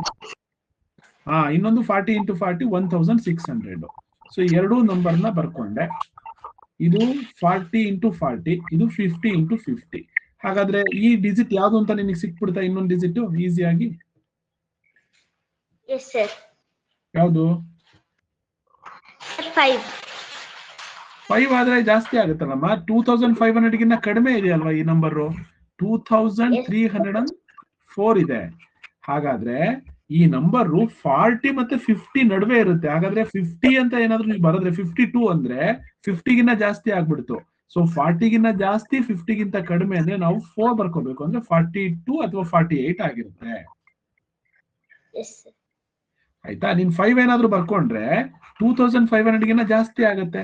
ಸೊ ನಮಗ್ ಬೇಕಾಗಿರೋದು 2300, ಅಂದ್ರೆ 2500ಗಿನ್ನ ಕಡಿಮೆ. ಹಾಗಾಗಿ 42 ಅಥವಾ 48 ಇವೆರಡು ನಂಬರ್ ಅಲ್ಲಿ ಯಾವ್ದು ಹತ್ರ ಇದೆ? ಸರ್ 2500. 2500 ಅಂದ್ರೆ ನಿನ್ನ ಆನ್ಸರ್ ಯಾವುದು? Sir 48. 48 should be the answer. So ಅರ್ಥ ಆಗ್ತಿದ್ಯಾ ಲಾಜಿಕ್ ಏನಿದೆ ಇದರಲ್ಲಿ ಅಂತ ಹೇಳಿ? ಲಾಜಿಕ್ ಏನು ತುಂಬಾ ಈಸಿ ಆಗಿ, ಆದ್ರೆ ಸರ್ ಈ ತರ ಬಂದಾಗ ಏನ್ ಮಾಡ್ತೀರಿ? ಇದು ಪರ್ಫೆಕ್ಟ್ ಸ್ಕ್ವೇರ್ ನಂಬರ್ ಅಲ್ಲ ಸರ್. ಹಾಗಾದ್ರೆ 4 ಇರೋವೆಲ್ಲವೂ ಕೂಡ ಪರ್ಫೆಕ್ಟ್ ಸ್ಕ್ವೇರ್ ನಂಬರ್? ಅದು ಕೂಡ ಅಲ್ಲ. ಸೊ ನಿಮಗೆ ಅಂದಾಜ್ ಬರುತ್ತೆ ಇದನ್ನ ಯಾವ್ದು ಕ್ಲೋಸ್ ಆಗಿರುವಂತ ನಂಬರ್. ಇವಾಗ ನೀವು ಕ್ರಾಸ್ ಚೆಕ್ ಮಾಡ್ಬೋದು, ಈ 48 ಮತ್ತೆ 48 ನ ಮಲ್ಟಿಪಲ್ ಮಾಡಿದ್ರೆ ಈ ಆನ್ಸರ್ ಬರುತ್ತಾ ಅಂತ ಹೇಳಿ. ಬಂದ್ರೆ ರೈಟ್ ಆನ್ಸರ್ ಅಂತ, ಇಲ್ಲ ಅಂದ್ರೆ ಇಲ್ಲ. ಇಲ್ಲ ಅಂದ್ರೆ ಡಿವಿಷನ್ ಮೆಥಡ್ ಇದೆಯಲ್ಲ, ಆ ಡಿವಿಷನ್ ಮೆಥಡ್ ಅಲ್ಲಿ ಮಾಡ್ಲಿದ್ದು ಸ್ವಲ್ಪ ಕಷ್ಟ, ನಿಮ್ಗೆ ಅರ್ಥನೇ ಆಗಲ್ಲ ಈಗ ಡಿವಿಷನ್ ಮೆಥಡ್ ನಾನು ಹೇಳ್ಕೊಟ್ರು ಕೂಡ. ಸೊ ಈ ಮೆಥಡ್ ಸ್ಕ್ವೈರ್ ರೂಟ್ ಅನ್ನ ಪತ್ತೆ ಹಚ್ಚಲಿಕ್ಕೆ up to 99, so up to 99 ವರೆಗೂ ನೀವು ಪತ್ತೆ ಹಚ್ಚಲಿಕ್ಕೆ ಇಷ್ಟು ಗೊತ್ತಿದ್ರೆ ಸಾಕು ನಿಮಗೆ. ಇಷ್ಟು ಗೊತ್ತಿದ್ರೆ ಅಪ್ ಟು 99 ವರೆಗೂ you can easily find the square root of these numbers.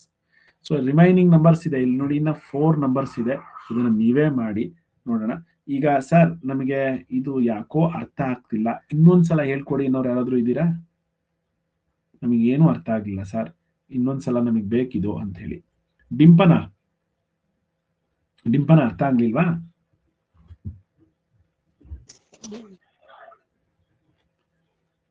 ಡಿಂಪನ ಅರ್ಥ ಆಗ್ಲಿಲ್ಲ.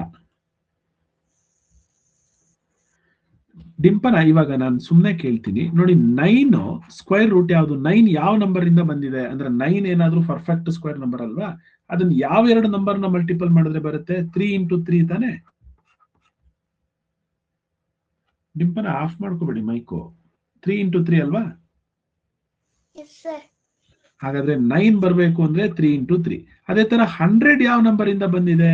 ಇದರ ಸ್ಕ್ವೇರ್ ರೂಟ್ ಯಾವುದು ಅಂತಂದ್ರೆ 10 ಇಂಟು 10, ಹೌದಾ? ಹಾಗಾದ್ರೆ ಸ್ಕ್ವೇರ್ ರೂಟ್ 10 ಅಂತ ಗೊತ್ತಾಯ್ತು. ಈಗ ಇನ್ನೊಂದ್ ಸ್ವಲ್ಪ ದೊಡ್ಡ ನಂಬರ್ ಬರೀತೀನಿ ನಾನು ಸುಮ್ನೆ.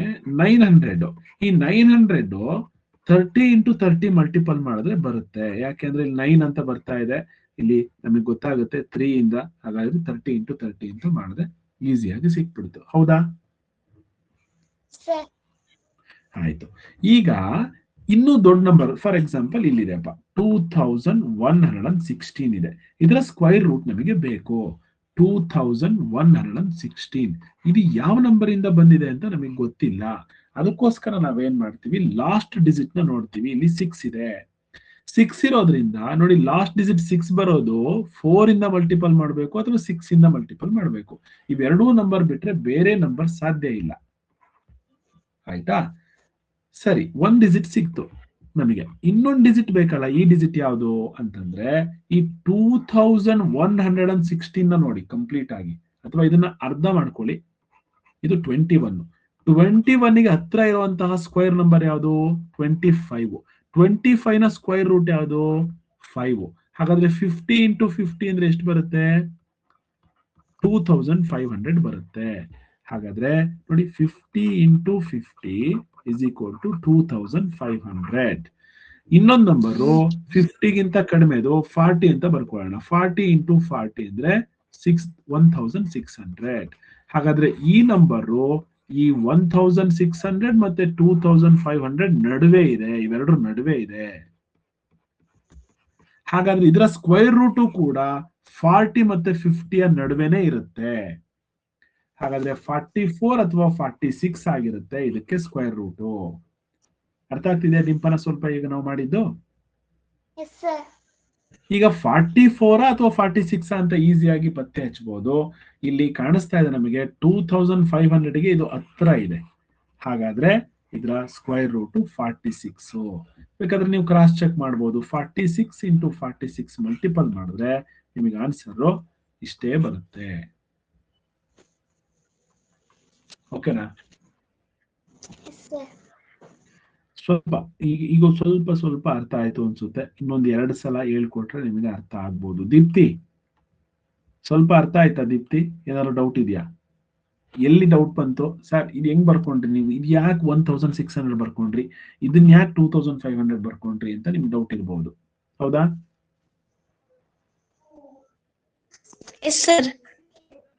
ಈ ಡೌಟಿಗೆ ಏನಂದ್ರೆ ಇಲ್ಲಿ ನೋಡಿ, ಇಲ್ಲಿ 2116 ಅನ್ನೋದು ಇದೊಂದು ಸ್ಕ್ವೇರ್ ನಂಬರು.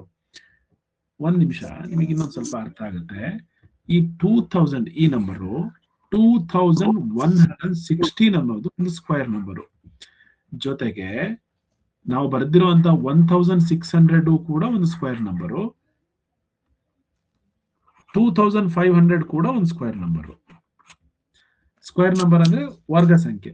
ಈ 1600 ಅನ್ನೋದು 40 ಇಂದ ಬಂದಿದೆ. 40 ಇಂಟು 40 ಮಲ್ಟಿಪಲ್ ಮಾಡಿದ್ರೆ ಬರುತ್ತೆ. ಅದೇ ತರ 50 ಇಂದ ಮತ್ತೆ 50 ಇಂದ ಮಲ್ಟಿಪಲ್ ಮಾಡಿದ್ರೆ 2500 ಬರುತ್ತೆ. ಸೊ ನೆಕ್ಸ್ಟ್ ನಂಬರು 41 ಇಂಟು 41 ಅಂತ ಮಲ್ಟಿಪಲ್ ಮಾಡಿದ್ರೆ ಇದಕ್ಕಿಂತ ಜಾಸ್ತಿ ಇರುತ್ತೆ, ಇದಕ್ಕಿಂತ ಕಡಿಮೆ ಇರುತ್ತೆ. ಹೌದಲ್ವಾ ದೀಪ್ತಿ? ಮಾತಾಡ್ತಿದ್ದೀರಾ? ಹಾ, ಅರ್ಥ ಆಗ್ತಿಲ್ವಾ ನಿಮಗೆ? ಯಾಕೆ ಈ ನಂಬರ್ ಇವೆರಡು ನಂಬರ್ ಯಾಕೆ ಬರ್ಕೊಂಡ್ವಿ ಅಂದ್ರೆ, ಈ 2116 ಅನ್ನೋದು ಈ ಎರಡೂ ನಂಬರ್ ನಡುವೆ ಇದೆ. ಈ ಎರಡು ನಂಬರ್ ನಡುವೆ ಅಂದ್ರೆ 40 ಮತ್ತೆ 50 ನಡುವೆ ಇದರ ಸ್ಕ್ವೇರ್ ರೂಟ್ ಇದೆ. 40 ಮತ್ತೆ 60 ನಡುವೆ ಸ್ಕ್ವೇರ್ ರೂಟ್ 6 ಯೂನಿಟ್ ಡಿಜಿಟ್ ಇರುವಂತದ್ದು ಬರಬೇಕು ಅಂದ್ರೆ ನಾವು 4 ಅಥವಾ 6 ಬರ್ಕೋಬೇಕು. ಹಾಗಾಗಿ 44 ಬರ್ಕೋಬೇಕು ಅಥವಾ 46 ಬರ್ಕೋಬೇಕು. ಸೊ ಇವೆರಡೂ ನಂಬರ್ ಅಲ್ಲಿ ಯಾವ್ದು ಹತ್ರ ಇದೆ? ಈ ನಂಬರ್ ಯಾವ್ದಕ್ ಹತ್ರ ಇದೆ? ಇದಕ್ ಹತ್ರ ಇದೆ. ಹಾಗಾದ್ರೆ ಇದಕ್ 50 ಹತ್ರ ಇರೋದು 46, ಇದರ ಸ್ಕ್ವೇರ್ ರೂಟ್ ಕೂಡ 46 ಆಗಿರುತ್ತೆ. So this is the logic behind this method. So ಈ ಲಾಜಿಕ್ ಇಂದ ನೀವು ಈಸಿಯಾಗಿ ಇದರ ಸ್ಕ್ವೇರ್ ರೂಟ್ ಅನ್ನ ನೀವು ಪತ್ತೆ ಹಚ್ಚಬಹುದು. ಸೊ ನಿಮಗೆ ಯಾರು ಸ್ಕ್ರೀನ್ ಶಾಟ್ ಮಾಡ್ಕೊಂಡಿಲ್ಲ ಅದನ್ನು ಮಾಡ್ಕೊಳ್ಳಿ. ಈ ಎಲ್ಲಾ ನಂಬರ್ಸ್ಗೆ ಇಲ್ಲಿ ಕಾಣಿಸ್ತಿದೆಯಲ್ವಾ, ಈ ಎಲ್ಲಾ ನಂಬರ್ಸ್ಗೆ ಸ್ಕ್ವೇರ್ ರೂಟ್ ಅನ್ನ ವೇದಿಕ್ ಮ್ಯಾಥ್ಸ್ ಪ್ರಕಾರ ಪತ್ತೆ ಹಚ್ಚಿ. ಸೊ ಬೇರೆ ಬೇರೆ ಮೆಥಡ್ ಅಲ್ಲಿ ಮಾಡಬೇಡಿ. ಸೊ ನಾವೇನೆಲ್ಲ ಬರ್ಕೊಳ್ತಾ ಇದ್ವಿ ಅದೇ ತರ ನೋಡಿ. ಈಗ ಒಂದು ನಂಬರ್ ನೀವು ನೋಡ್ತೀರಾ 9 ಅಂತ ಹೇಳಿ ನೋಡಿ, 1849. ಫಸ್ಟ್ ಇದು ಯಾವ ಎರಡು ನಂಬರ್ ನಡುವೆ ಬರುತ್ತೆ? 18 ಅಲ್ವಾ, ಅಂದ್ರೆ 16 ಅಂದ್ರೆ 40 ಇಂಟು 40, 1600 ಗಿನ್ನ ಜಾಸ್ತಿ ಇದೆ. 50 ಇಂಟು 50, 2500 ಗಿನ್ನ ಕಡಿಮೆ ಇದೆ. ಹಾಗಾದ್ರೆ ಈ ನಂಬರ್ ಇದರ ಸ್ಕ್ವೇರ್ ರೂಟ್ 40 ಮತ್ತೆ 50 ನಡುವೆ ಇದೆ, ಬಿಟ್ವೀನ್. ಸೊ ಇಲ್ಲಿ 9 ಇರೋದ್ರಿಂದ ಒಂದು 43 ಆಗಿರ್ಬೇಕು, ಇನ್ನೊಂದು 47 ಆಗಿರ್ಬೇಕು. ಸೊ ಯಾವ್ದಕ್ ಹತ್ರ ಇದೆ? 1800 ಅನ್ನೋದು 1600ಗೆ ತುಂಬಾ ಹತ್ರ ಇದೆ. ಹಾಗಾದ್ರೆ 40ಗೆ ಹತ್ರ ಇರುವಂತಹ ನಂಬರ್ ಯಾವುದು? 43. ಹಾಗಾದ್ರೆ ಇದರ ಸ್ಕ್ವೇರ್ ರೂಟ್ 43. ಸೊ ಇಷ್ಟು ಪ್ರೋಸೆಸ್ ನ ನೀವು ಬರಿಬೇಕು. ಡೈರೆಕ್ಟ್ ಆನ್ಸರ್ 43 ಅಂತ ಬರೆದು ನನಗೆ ಕಳಿಸ್ಬೇಡಿ.